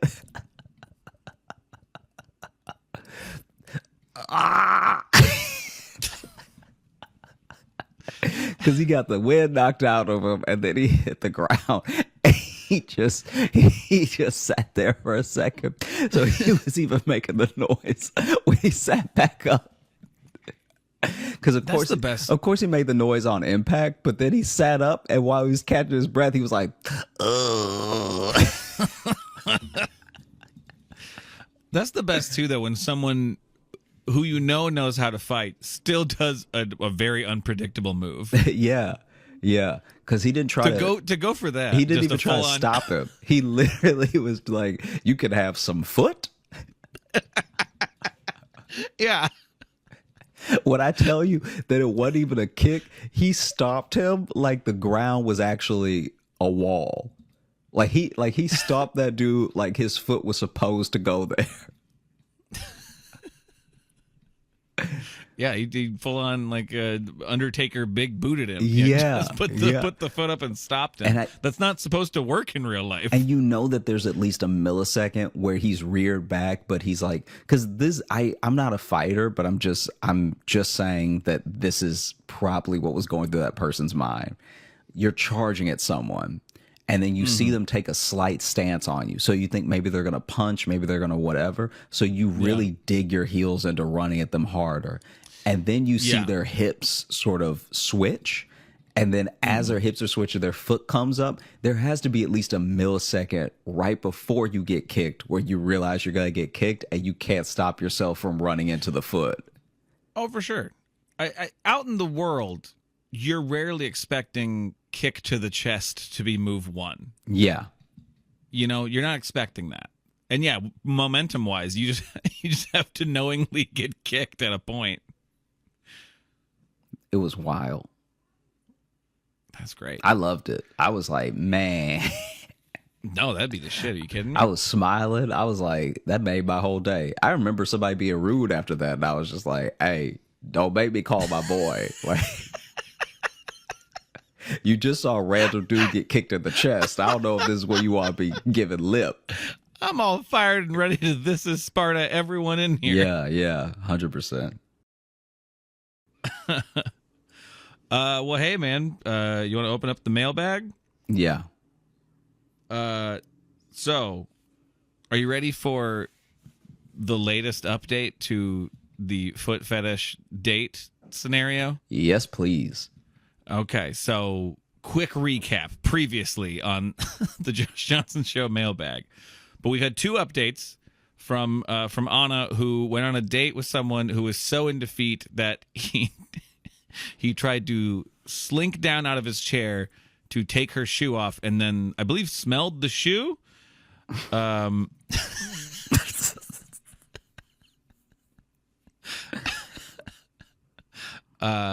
people noticed. And then I believe the follow-up update was that he tripped somebody, or I can't remember exactly what happened, but she ended up going on the date with the server from that, because she likes every email ends with Anna just saying like, oh, and then here's another new crazy story. Yeah. In a sentence, and that won't haunt you. Mm-hmm. So the last update was, oh, I went on a date with the server who helped me out in that foot fetish date. And so we said, we got to know more about that. So this is the latest update. This is from episode 99. Hey guys, the snow cone story blew me away. Hilarious and cute. Avatar blue. The positive way you guys are interacting with each other is so nice. Well, thank you. That's just nice. You guys seem to be getting along. Okay. So the story kind of splits up into two parallel long events. One part evalves the gentleman. Yes, he was not just going away. And the second part is regarding the server. So we're getting a follow-up on the foot fetishist and the server. In this email, I will tell you the story of the date with the server. The server and I went on a first date a week later. So I love this, too. I think they're already teasing a different story. Yeah. Up top. Yeah. I'm telling you this one. Just know there's another tangent. The server and I went on a first date a week later, and we ended up having a few more until we actually addressed, quote, the elephant. Now, I'm assuming this is about the foot guy. Yeah, the elephant in the shoe. Hey, see, look who's getting into puns now. Come on. You had one earlier? Yeah. You little rascal. But eventually we got to it. That's got to be, come on. You start with that. That's someone who really likes you that doesn't want to mess it up by bringing up the most obvious thing too soon. I mean, it would be great, though, if you were just like, so, your feet seem dope. That guy was all up in them. Seated at a completely different restaurant with a more relaxed atmosphere and dimmed light with window seats, the aura of calm assertiveness around this Idris Elba-looking man, yes, he was gorgeous, changes to be unsettled and eager. First off, marry him. I'm jealous. I want to be on a date with him. He's chivalrous and looks like Idris Elba. Yeah. And he says, you know you have to, right? I was glad the light was dim because I blushed. Not sure how to start. I just blurted out, well, how much did you see? He laughed and he told me the following. As the gentleman had been sliding to the floor to grab my feet, a lady in her 70s, sitting fairly close, had rushed out to get a server, telling them that that we had been, quote, sexing. Her words, not mine, and had to be taken care of. They're over there sexing. The server was curious about the sexing thing, though skeptical, but at a glance, he saw my disgusted face and the back of a gentleman as I kicked him in the forehead. That's right, she kicked him in the face. I forgot that. He grabbed our starters and quickly headed our way. Well, he brought the appetizers. That's good. He could tell by my facial expression, the gentleman on the floor with the shoe rubbing his forehead, that there was no, quote, sexing going on, and I was too uncomfortable with this man. He decided to let me go and delayed the gentleman by kind of punishing him by stepping on his hand.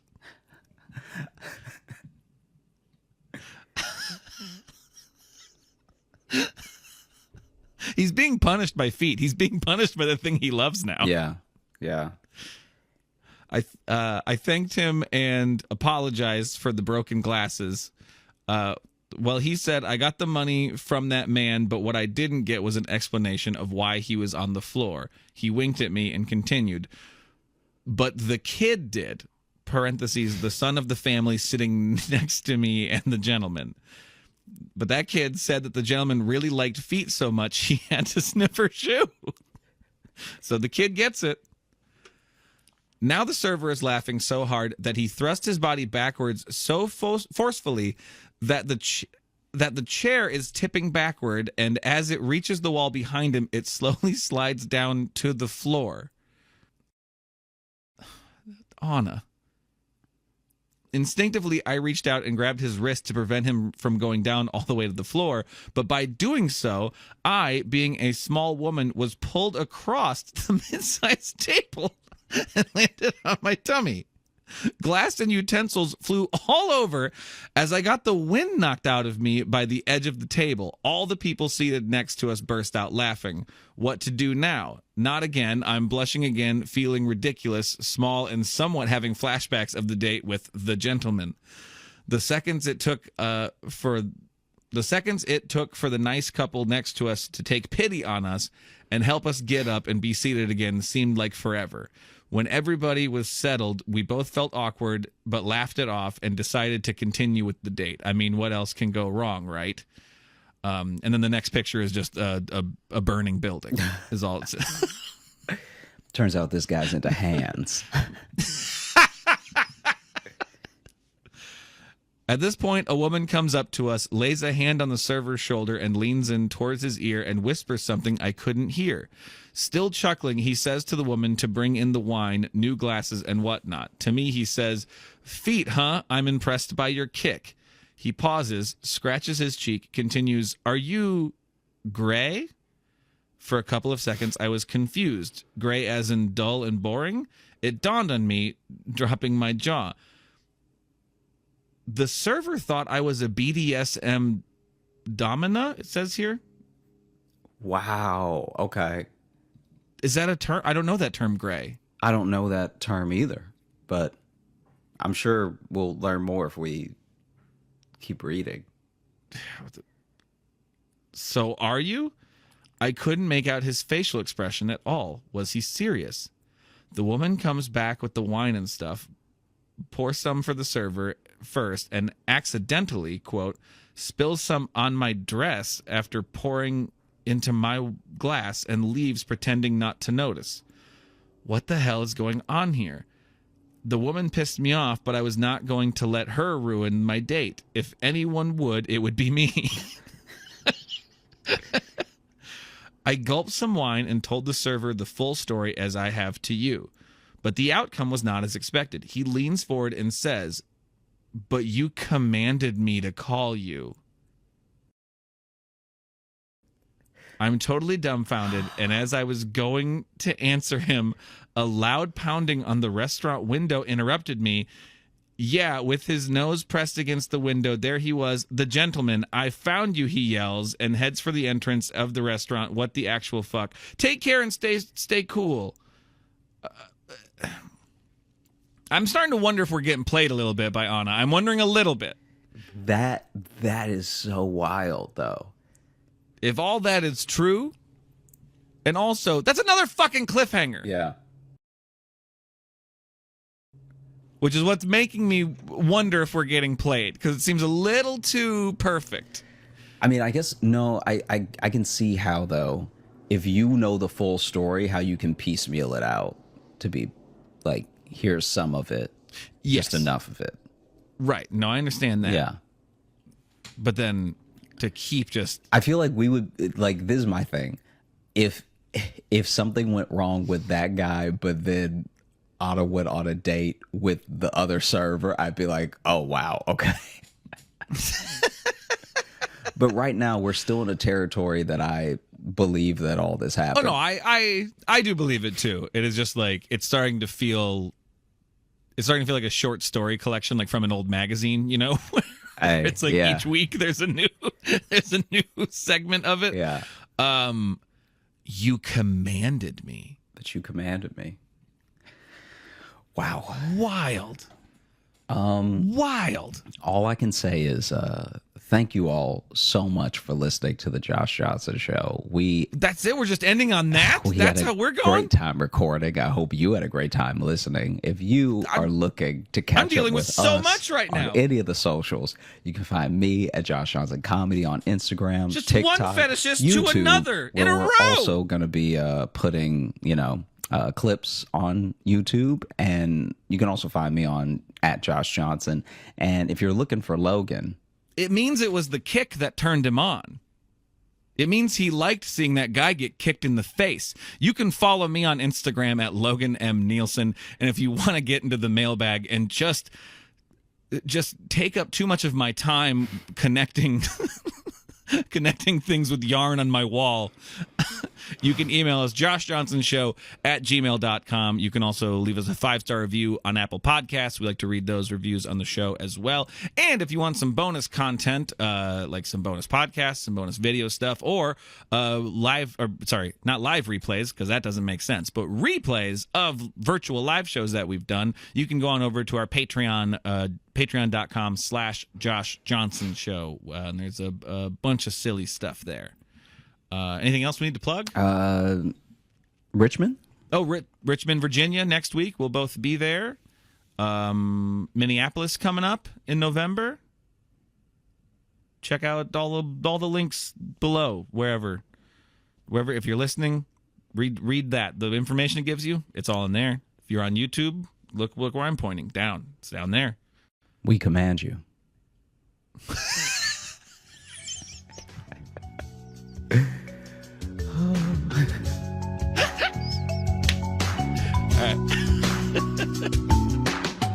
Hey, thanks so much for watching. Please like and subscribe. It really supports the channel. Hit the bell notification, because apparently it's the only way YouTube will tell you that something happened. And just tell a friend.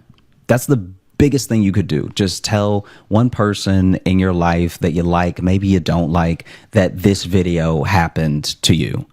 We release the podcast every Thursday on all the podcast apps, so you should find us there and subscribe on those and comment and leave reviews and whatever on all of them. And also, if you want bonus stuff, you can join our Patreon, patreon.com/Josh Johnson Show. We have bonus podcasts and videos and stuff there, and we'd love to see you.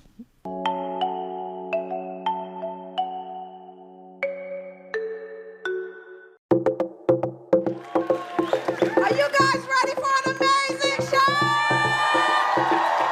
I want you guys to start getting loud, start clapping it up, start clapping it up, start clapping it up. More energy, let's go, let's go, let's go. Clap it up for Mr. Josh.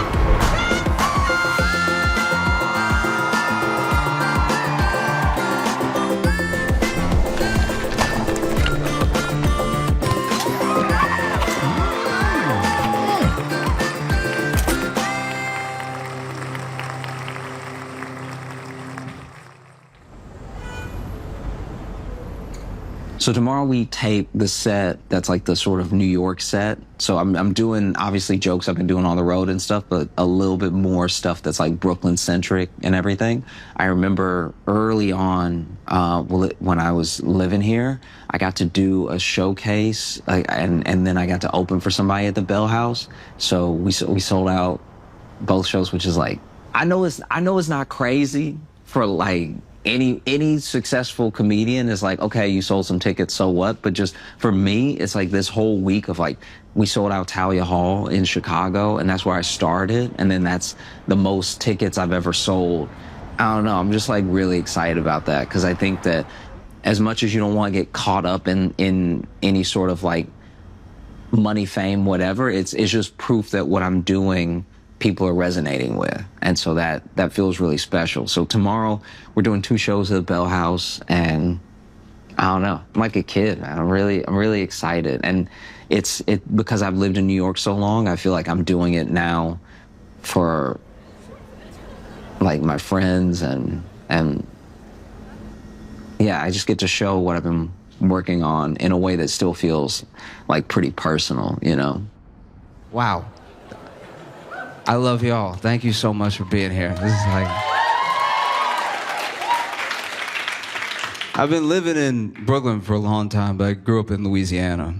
Nah. This is the thing, when you tell people that you grew up in Louisiana, whether you're at a party or a show, there's always somebody that's like, oh my gosh, I love New Orleans. And then I have to be like, yeah, that's not where I said I was from.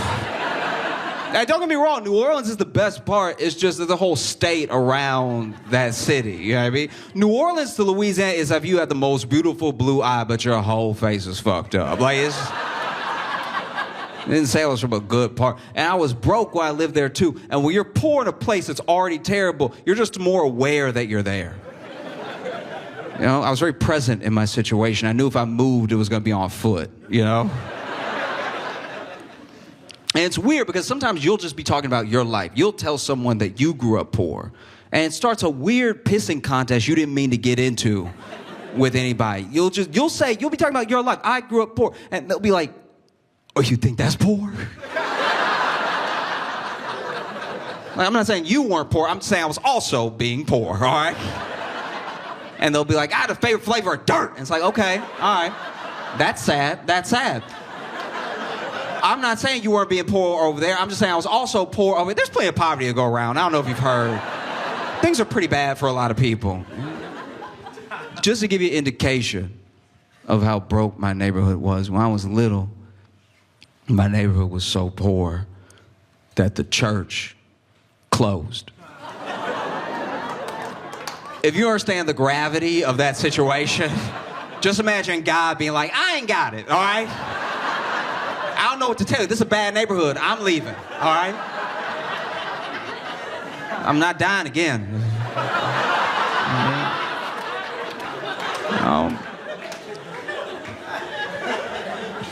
I lived in Louisiana, didn't have any money. I moved to Chicago, was somehow poor. And now, living in New York is the first time in my life where I'm like making money, things are going well, able to take care of myself and my family and stuff like that. But it's crazy because all those years I had no money. And the first year I had any money, they taxed me like I always had money.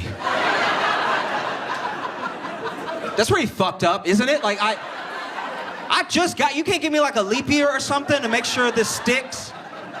I did the thing you're supposed to do. I pulled myself up over imaginary bootstraps people are always talking about.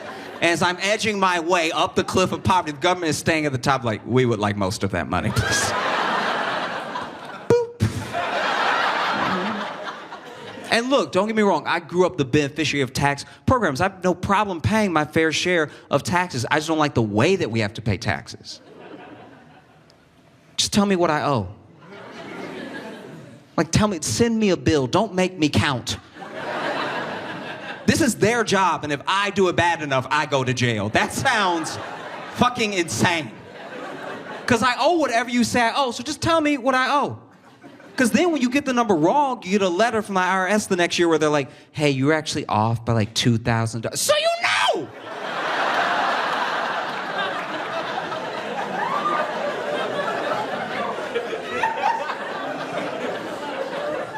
know how off I was unless you knew the number the whole time.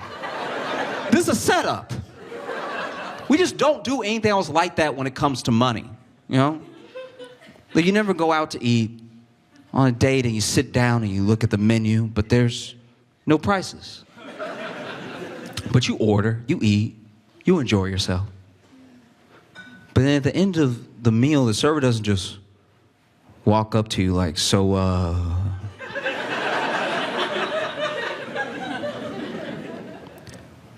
how much do you think it costs?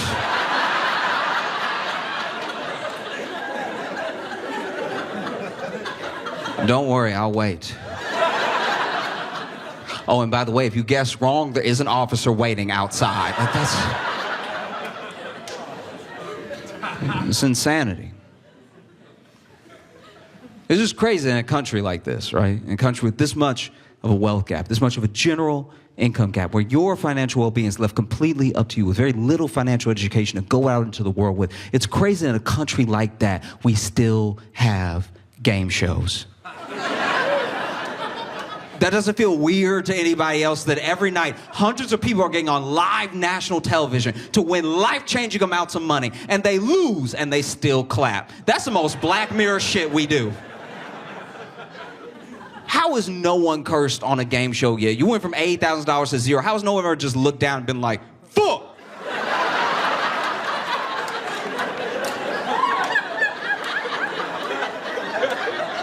That's how we feel for them. Why aren't they freaking out? Every game show, they ask the contestants what they would do with the money, and the answer is almost always practical. You know, what would you do if you won tonight? And people are like, oh, I got some student loans I pay off. Love to pay off the rest of my auntie's house. Yeah. And then they lose. They go from $80,000 to zero, but by the time the camera pans them, they're like, maybe next time. It's like, did they give you drugs before the show started? Why are you so calm right now? Host of a game show is always a millionaire. That doesn't seem to bother anybody. It's never someone with a median income that could be just excited for you if you won because they understand the stakes. It's always like Ellen DeGeneres. And she's leaned over next to you like she's your friend, you know? She's like, oh, wow. What are you gonna do? I mean, $50,000 is a lot of money, you know? I mean, not to me. No, I could buy and sell your children, all right? No, but for you, this is a lot of money, you know? And the audience is on your side. Don't you other poors want him to win? Like, we live in an almost cashless society. You use your card for everything. You might use Apple Pay for the rest. And yet, when people are desperate enough, they'll still rob a convenience store or a bank, just get their hands some quick cash to feel like they have a chance. How has no one robbed a game show yet? If I was on Wheel of Fortune and I was in dire straits and I went from $100,000 to zero, I think I'd just be like, I'm sorry, Pat.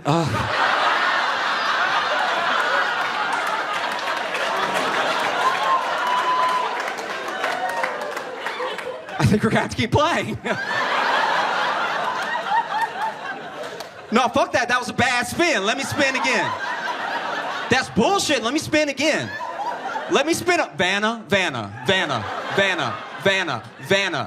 If you move, I will blow your head off, all right? I can touch the screens myself.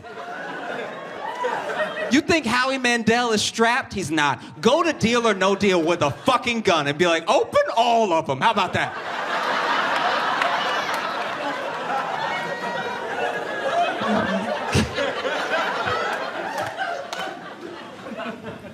I've been watching my friends date, and it's hard out here, you know. It's tough for people, especially because we're not kind to each other. Like, it's terrifying to be vulnerable when you know people are just ruthless, you know? And the thing I watch happen more than anything else, especially between men and women, is we'll use a stereotype to write the other person off. You know? Like, from men to women, it's crazy. It's like, I don't listen to her. She crazy. Crazy as hell. Crazy ass. And then for women to men, it's creepy. I don't listen to him. He a creep. Creepy ass. Creepy as hell. You know? I'm not saying those two things don't exist. I'm just saying the threshold to be those two things is incredibly low. Like, in order for a woman to be crazy, all she has to do is have a feeling, all right? Any feeling. It could be positive. She could be laughing. You're like, nah, it's crazy as hell. I don't like that. I want that type of laughter in my life. No, thank you. And all a dude has to do to be creepy is age. That's it. Bro, just be you and 60. Just keep living your life, but be 60. Someone will be like, like... I can't tell you how many times I've been out with a girlfriend. She's like, look at that creep sitting by himself at the bar. I'm like...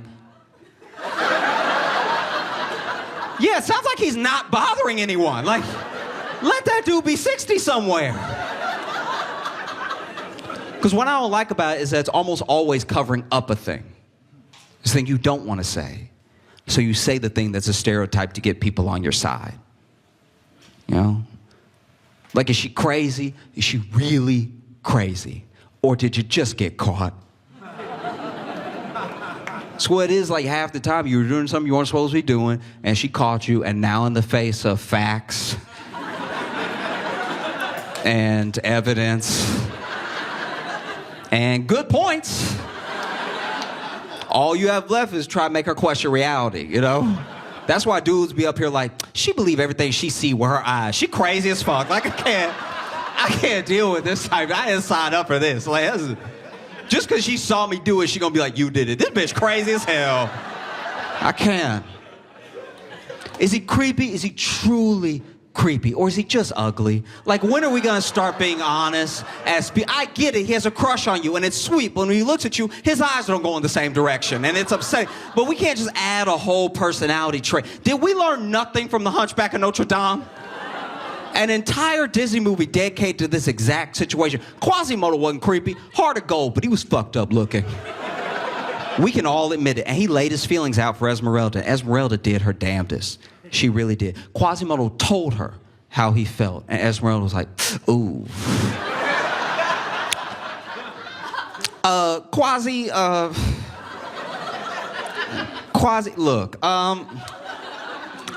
he a knight. Okay, this might be my only chance to get out the hood, all right? You understand. Which is honestly Esmeralda's loss, you know? It really is, because you know Quasimodo was packing, all right? He had to be. Nobody walks like that doesn't have a hog, all right? That whole movie that it was up here doing this shit, like... Nah, he was slinging pipe, okay? And he was strong enough to ring the bell by himself. He would have split Esmeralda in two. She wasn't ready. She wasn't ready. I mean, the name of the tour has like so many different meanings. Like, there's the 15 aspect of like trying to release 15 minutes every week. There was the, you know, the sort of freshman is like a renewal thing. Like, this is my first year doing stuff the way that I've been doing it. But I still feel like so new. I still feel like a baby sometimes, because then you get around people who are just masterful. Like you see the way that they work and the way that they write, or just their stage presence. So much to learn from everybody, and I feel like I'm still just soaking it all up. Like I don't know. Like I still feel like I'm like everybody's little brother sometimes, because I'm so curious about how everyone thinks and about how they put together what they put together. Watching people be so much more centered than you even know how to be, that's fascinating. And then watching someone take over with their stage presence in a way that's like magic, you know? It's like, I feel like it is like magic sometimes when you look at magicians, and magicians, a lot of them probably know what each other's tricks look like, but every once in a while somebody will create something, and they'll pull something out of nowhere that even makes the magicians go like, damn, that's wild. And I feel like that for jokes sometimes, you know, and that's what I want to create for other comics and other people. It's just like, you think you know where I'm going and you don't, you know, or just the whole overall thing was like an experience. Y'all have great laughs. I love y'all because y'all are actually laughing. You know what I mean? Like, you'd be surprised how many people pay money to come to a comedy show, buy drinks, and then still don't laugh because they're self-conscious about their laugh. But your laugh is still you expressing joy. We can't be so hard on ourselves that we're like, no, my joy is stupid. I sound like a fucking idiot when I'm happy. I'm just gonna sit here and stare so I look normal.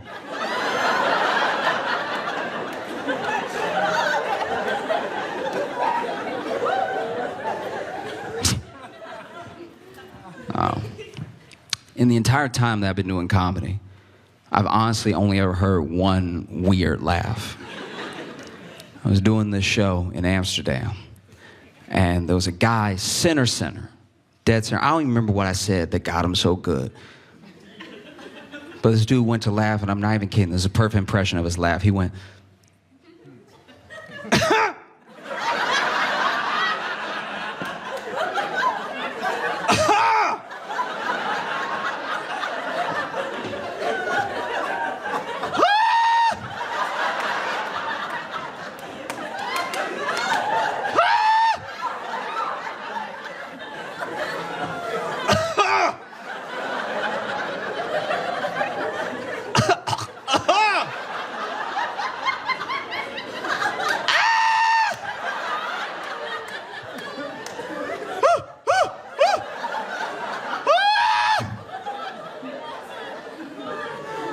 not only did I stop,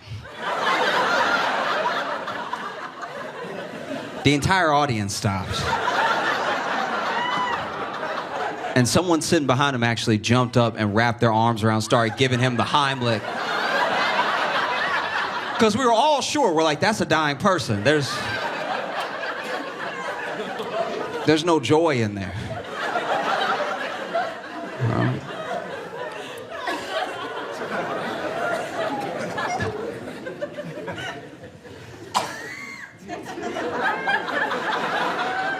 I'm not gonna lie, I had a flashback just then. Like that. When you coughed, I was like, there's no way. There's no way he made it to Brooklyn. That's wild.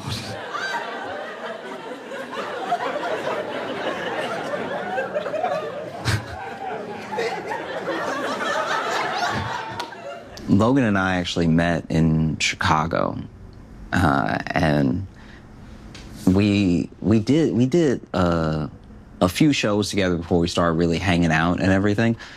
And so it's just, yeah, it's important to me to have him there for stuff, because it's someone who I think when you are on the same wavelength as a friend for long enough, you can start to look at each other like that moment, like that moment where something weird happens and then you don't have a person to look at to be like, this is insane, right? It's like Logan is that person for me when it comes to comedy. We have a good way of seeing each other, and I feel like we bring out the funniest parts of each other, so that's been great, and we've been doing that for like 3 years now. And so he's also going to be doing the Bell House tomorrow. Yeah, we're gonna have a good time.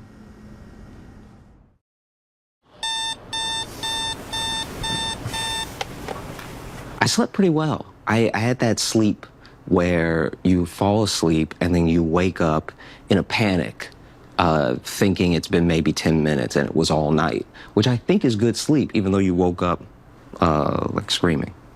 Drinking some white tea, it's apparently even better for you than green tea. And I haven't had it in a while, but I need lots of energy tonight because we have 2 shows at the Bell House. We sold them both out. So I just want to make sure it's a good show for everyone. And I'd be lying if I said I wasn't a little there's a hair in here. Feel free to cut this. I don't want people knowing I drink hairy tea. I mean, it's not a foreign hair. It's not like a hair that's like not from this house, It's recognizable. Now it's And this thing is like 16 bucks or something. So I can't waste this cup. It's dry leaves.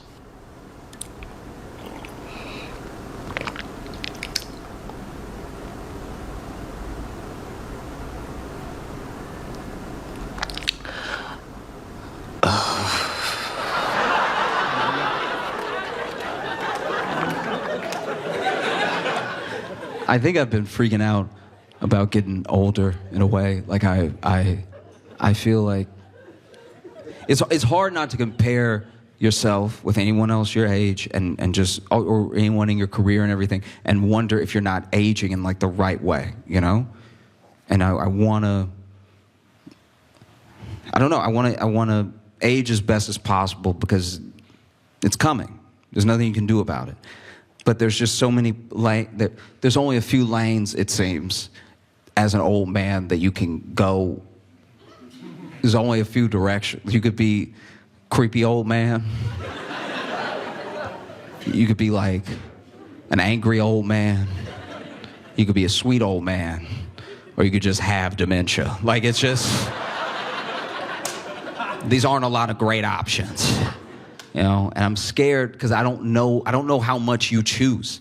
Like, life keeps happening and you keep reacting to it, and every reaction feels rational, but who's to say? You know, I'm scared I'm gonna become like an angry old man because I already hate kids. But not kids at large, not kids as an idea. I got beef with specific children. There's a few of them already that like, ooh, one day, you know what I mean? Like, just, I'll tell you about one of them. I was walking down the street and I was minding my own business, how most of my stories start, right?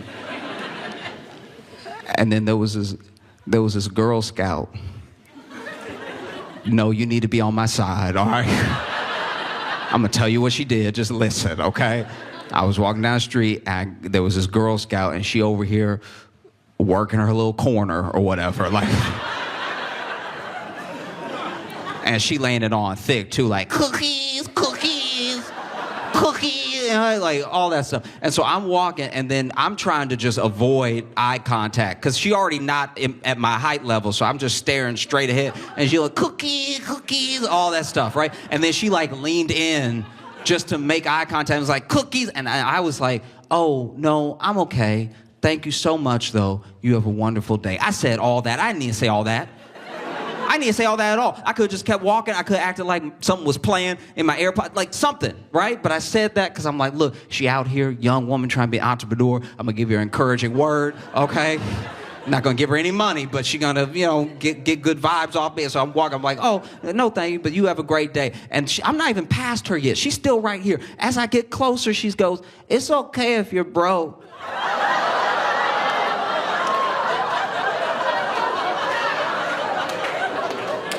What?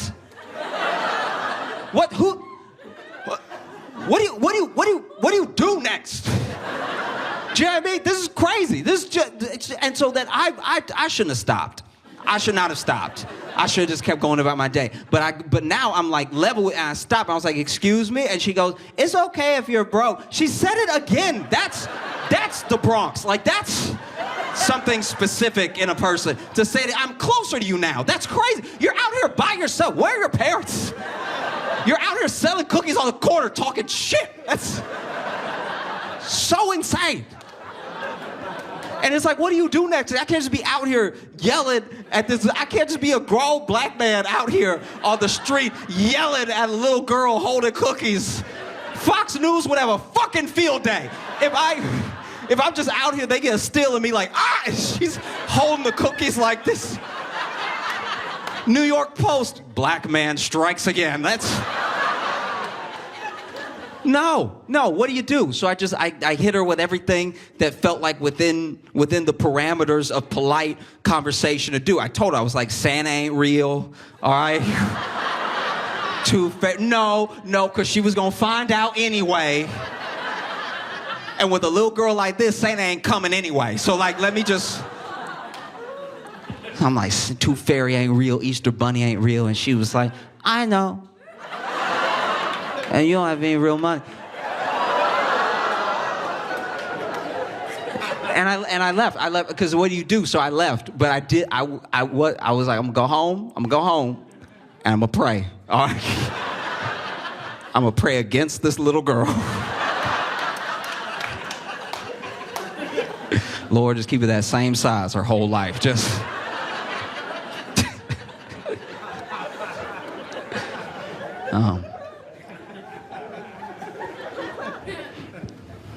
It was a while back where I still hadn't got like my money right.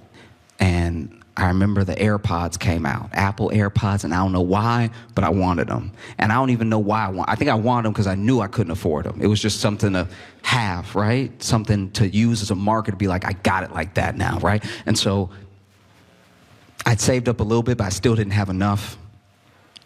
I was getting close, and I decided, no, I'm not going to spend this on something material. I'm going to take this money, and I'm going to spend it on something that could be like a memory, something that I won't lose, you know, something that can't just break, right? And so I took a trip to Mexico, and when I was in Mexico, I saw some knockoff AirPods. And they were cheap, and they weren't just cheap by conversion rate. They were cheap in pesos. They were so cheap, I thought they were a toy, right? But I was like, let's roll the dice and see if these really work, right? If they compare to my phone and everything. And so I bought them, I brought them home, and I opened the box. Now, the box was bigger than AirPod box usually is. And then I opened it up, and then the AirPods were like 3 times bigger than AirPods are supposed to be. So first of all, when I put them in, they genuinely hurt. Like these, like, I don't have the biggest ears, but these were hurt. I had to wrench them in. I had to like use leverage to squeeze them into my head. And then, you know how they're supposed to come here? Like, it's like they were hanging low. Like, it's like, anybody that could see me could see these weren't real AirPods. They look like 2 wrenches hanging out of my head. And so I remember I turned them on, and I had to press the button because they were so big, they had buttons. All right, so I pressed the button, and it didn't even make a technology sound. It wasn't like, it was like, immediately. And I don't know if this is related, but as soon as I turned them on, my balls hurt. I don't know if that's part of it, but I turned them on, and it was like, and like, immediately. And so I turned them on, and then while I had them on, my mom called me. And I've never used any sort of listening device that could connect to Bluetooth where somebody called you and sounded like they were behind you. Like, I hit the button to answer the call. I was like, ding, ding, and then, because you had the ding, ding, and then I hit the ding, ding, and then I was like, hey, Mom, and she was like, hey, how you doing? I was like, oh. And I tried it. I tried it for 3 weeks. 3 weeks, every day, I was like, it's not gonna hurt tomorrow. Kept putting them in my head, kept wrenching them in. It took 3 wrenches to get them in. It was like, doom, doom, doom, and they both be in, and like, and like, every day for 3 weeks, right? And then finally, I had to hang it up. I was like, you know what? If you want something, you gotta get the real thing, you know? You gotta get the genuine product. And so I went ahead, I put them up, stopped using them, saved up my money, got some real AirPods. But then the real AirPods, they didn't fit in my ear because I had stretched it so much. And my right one snapped back a little bit, but my left one still loose. Like, my ear ussy is not tight at all. It's loose as hell. And so if I even yawn, the left one fall out. The left one is consistently in danger. I only put the right one in on a plane. I can't risk it.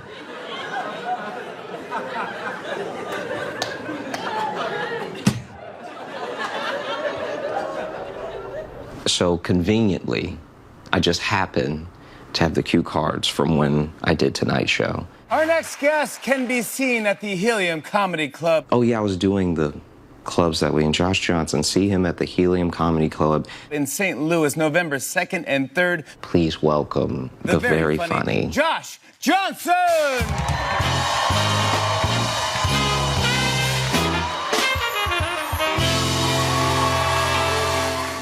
And then these are the jokes I did. Guys, I'm Josh Johnson. Thanks so much. Y'all have a great night. We'll be right back.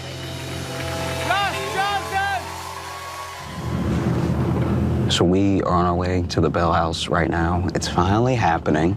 We're about to get ready for the show.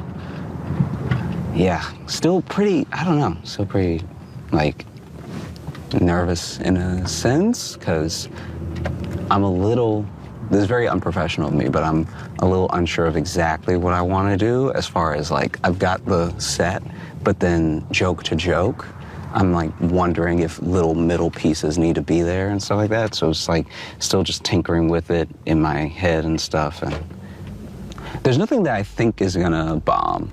And I think that is most of what doing comedy is like. Everything that I'm gonna do tonight, I think works. So if it doesn't, that will be news to me. I have this one that I'm really excited to do because it's like, I've done it a couple times before, but it's about someone that I know and how she did ayahuasca for the first time. And yeah. I've been doing my best to read more, and there's a thing I've been thinking about all year, about how back in the earliest civilizations, if someone wanted to seek a higher self, they always sought some sort of deity. There was a god that them and their tribe worshipped, you know, that made them feel closer to something bigger. And as society progressed and you had slightly more modern civilization, still ancient to us, it splintered a little bit. There was a god, but then there was also spirituality. You could seek a higher self. And then there was also the tribe or the state. There became a thing of, as long as it's not about me, then maybe it can be bigger than me. And then you fast forward to modern times, to today, and it's completely splintered off. Some people, it's still God, some sort of spirituality. Other people, it's a cause. It's something that they feel they can use to make the world a better place, leave it better than they found it. You know, I have a friend who seeks her higher self through drugs.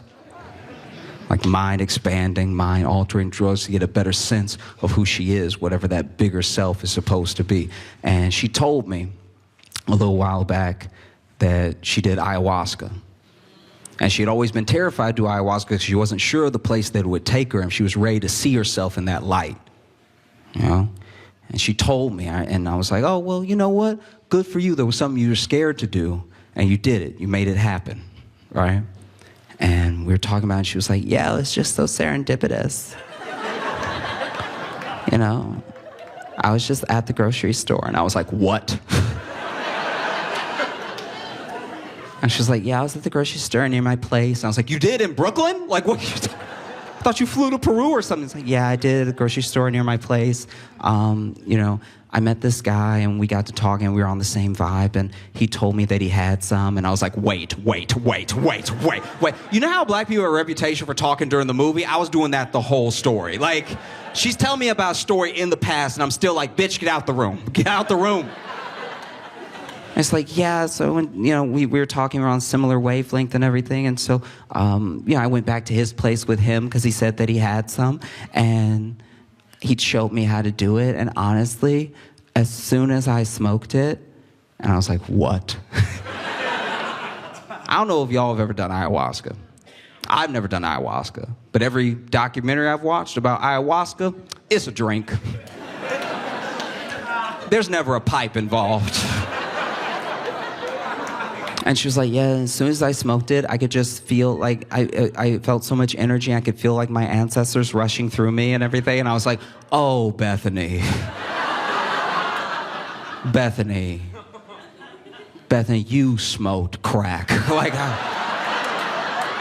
I hate to be the one to tell you. You seem excited about everything that happened. I hate to break to you, but you got me more discerning. This isn't safe. I could just feel like the ancestors coursing through me. It's like, are you related to Reagan? Like, what are you talking about? It's chaos. Comedy was the first way I learned how to like really communicate with people.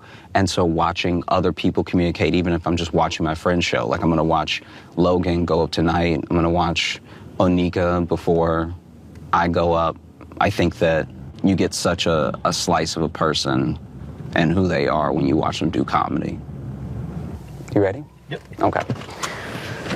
Thank you, sir.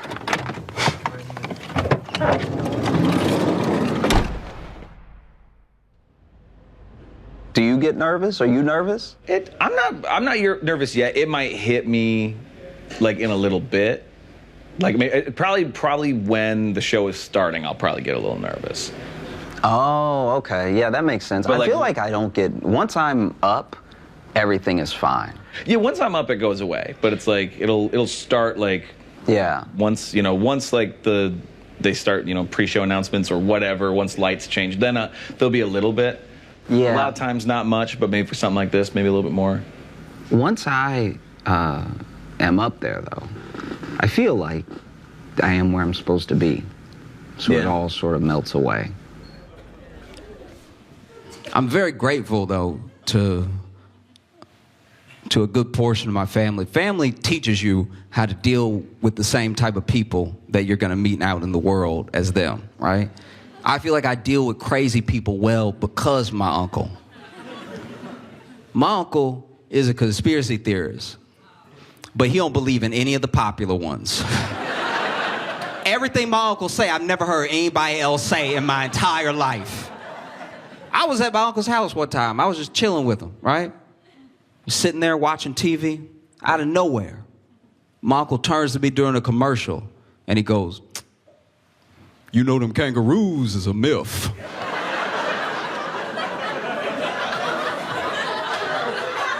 What do you say to that? What do you say next to something like that? What's the plan now? You know what I mean? And this is my thing with conspiracies, is that if there's money to follow, I can understand how somebody got there, right? I'm not saying it makes it true. I'm not saying it's any less crazy, but money is an incredible motivator. It's one of the most powerful ones that we have as people. So if there's money to follow, I could see how someone arrived at some sort of conclusion, as crazy as it may be. So I asked him, who is making money off of all of us believing in kangaroos? And without missing a beat, he was like, I bet them zoos making a pretty penny. It's like, that's... What's wrong with you? Like, what, like, you think there's just a guy. You think there's just a guy in a suit, just a former Olympian jumping as high as he can for 8 hours a day. He's like, you making some good points. I'm like, I'm not in it. I'm asking you questions. I don't agree with your thing. Don't do that. I sat down with this man and watched an 1.5 hour documentary about kangaroos that I didn't need because I'm a believer.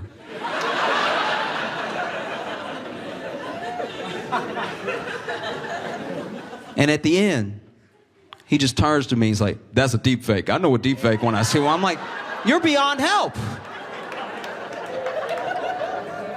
I think that's why I'm so freaked out about getting older. It's the way that we treat people who are older. It's who we turn into when we get older. You know? Like I've had the blessing of being around people who are much, much, much older than me. There's a relative I have. He's so old we don't know how old he is. We just, and now he can't even tell us. He's like, from before. A lot has happened. You know, but we know he's over 90 because he got that 90 face. You know what I'm talking about? He already got that. Everybody in here who knows my 90 know what I'm talking about. They all make the same face. They're always like, huh!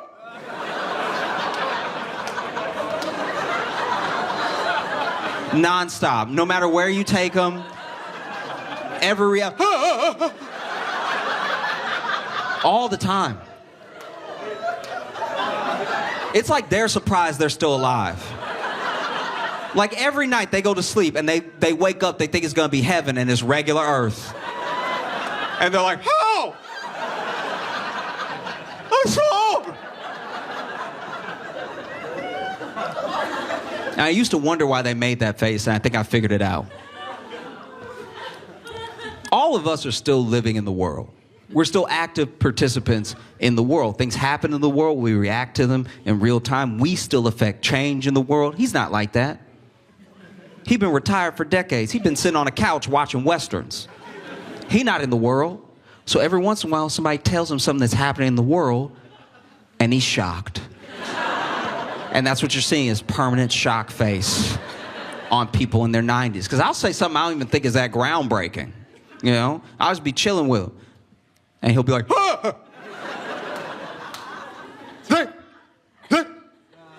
They made women's basketball?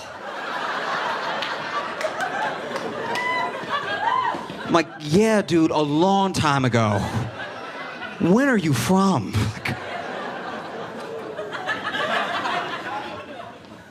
You know? But it's a blessing to have people like that in my life. It actually, you know, I appreciate it for what it is. And I hope I get to live that long. But if I do, then I'm going to have a thing. There's going to be one day where I'm like, ah! It makes me wonder what mine is going to be. You know? Like, it's probably going to be a sex thing. I feel like social stuff, I'm pretty malleable and things sort of roll off my shoulder. But I think one day in 2050, I'll be sitting there like, huh? They're sucking elbows now?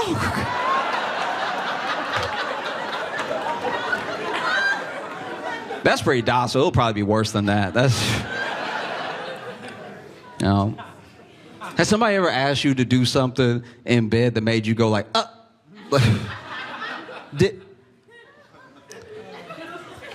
the last guy do it? Because like if the last guy did that, I'll do it. But if you just came up with this, I don't feel comfortable, all right? Don't get me wrong, if the last guy did it, I'll do it. I'm not gonna be outdone. But if you just came up with this, I need to do some research because I've never heard of that before. You know? I just don't want to do something for someone and then they go out in the world and they're like, Josh loves sucking elbow. It's like, no, don't do that. Tell him you asked me to, all right? Tell him you had to ask me twice, okay? Because first I said no, then I said, then I did it.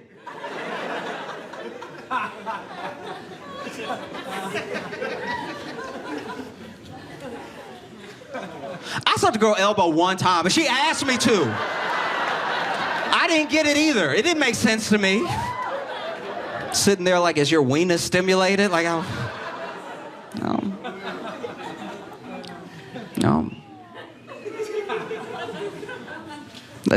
Like y'all look like y'all are together, you know? It's just extra skin. That's what's weird.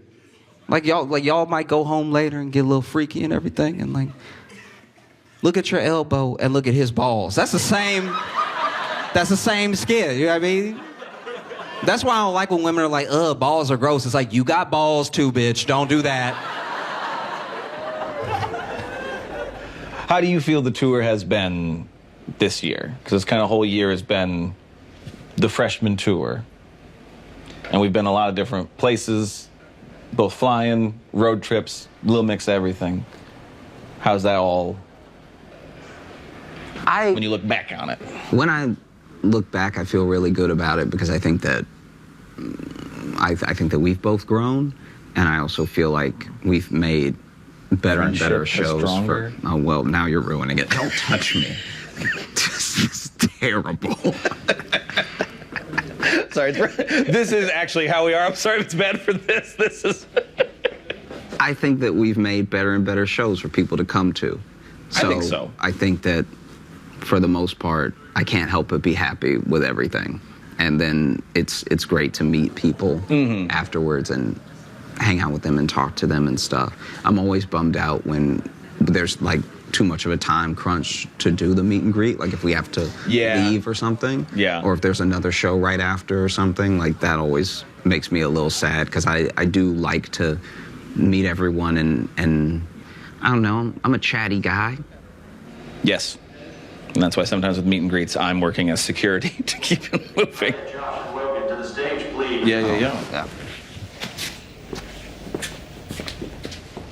I do want to take a second to thank every single one of you so much for being here. Thank you for watching. Like, my life really changed this year, and it's because of y'all. You know?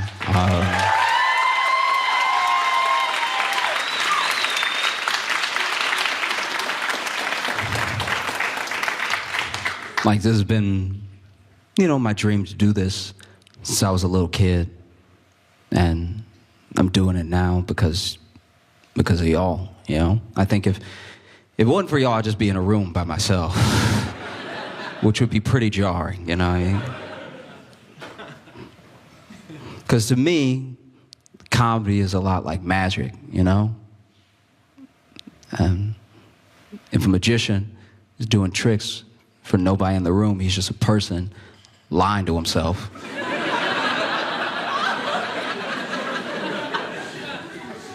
About to make this disappear. It's in my hand. You know? And it's the same way for comedy. If I was here without you, I'd just be sitting in a room by myself being like, maybe this is a good idea. So I appreciate y'all. And I've had to do a lot of self-reflection this year. Maybe I can make this idea make sense. Okay, there's a person that I think that I am, and a person that I actually am. And I spend all my time trying to make sure that those two people are the same person. Does that make sense? I don't want to walk around delusional, not really know myself, what I'm like, you know? Best example I can give is, years ago, I was at this 4th of July celebration. It was going to be the biggest one that the county I was in had ever put on. They had spent thousands and thousands of dollars for these like tubed cannons pointing straight up, right? And they set them up all the way down the parking lot, all the way down the beach, almost to the water. And at 8 o'clock, they started firing them off. It's the loudest thing I've ever heard. And it's one of the most beautiful things I've ever seen because it took up the entire sky. I still don't know what went wrong. But out of nowhere, 2 rows of the cannons fell over. So now they're shooting at us. And so we scatter, right? And as I'm running, I see this one woman off by herself. As the fireworks are shooting past her, she's just going, oh. And it's like, first of all, what is your plan here, ma'am? Your whole face is still, what is this hand protecting? And then a dude who I have to assume was her husband, because he didn't look like a boyfriend, because he didn't look good. You know what I mean? Like, he just, I don't know, he had those bad knees, like he played football in the 70s or something. He's like, I'm coming, baby.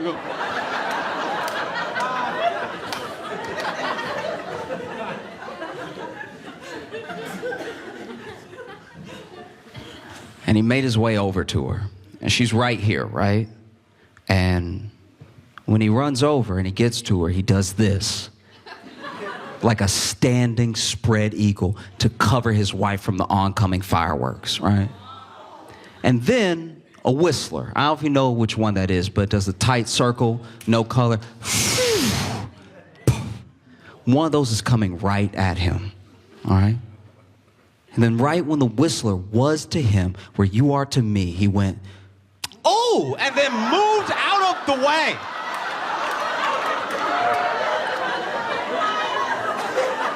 His wife caught the full shit in the chest. It was exploding on her chest. And I don't know if you watch anime growing up, but it looked like the bitch was powering up. Like she was like, oh! She looked like Goku for 6 seconds. Like, oh! She got so bright, I was like, she dead. There is no way.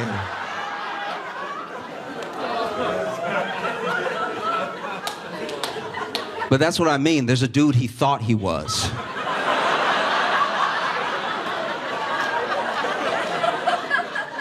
And a dude he actually was. Because in his mind, he's the type of dude to take a whistler to the chest for his wife. But in real life, he was a dude willing to find a new wife. Like, that's... Thank y'all so much. I'm Josh Johnson. I appreciate you. Thank you so much.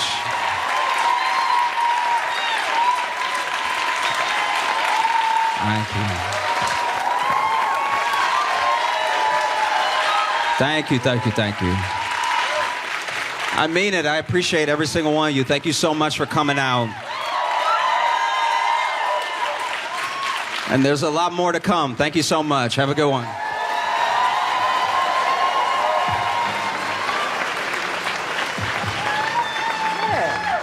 We did it. Yeah. No, I'm pretty nervous. I might still botch this entire thing. Like this may be wholly unusable. If anybody sees this, it means I thought maybe I slid into home, or maybe we just spent enough money that it would be insane to not put it up. Do you know what I mean? It's like it would be a waste to just not use any of this, even if I did kind of botch it. I mean, do I sound okay? I think I'm getting a sinus infection. Like, as I'm talking to you, I'm getting, like, drainy.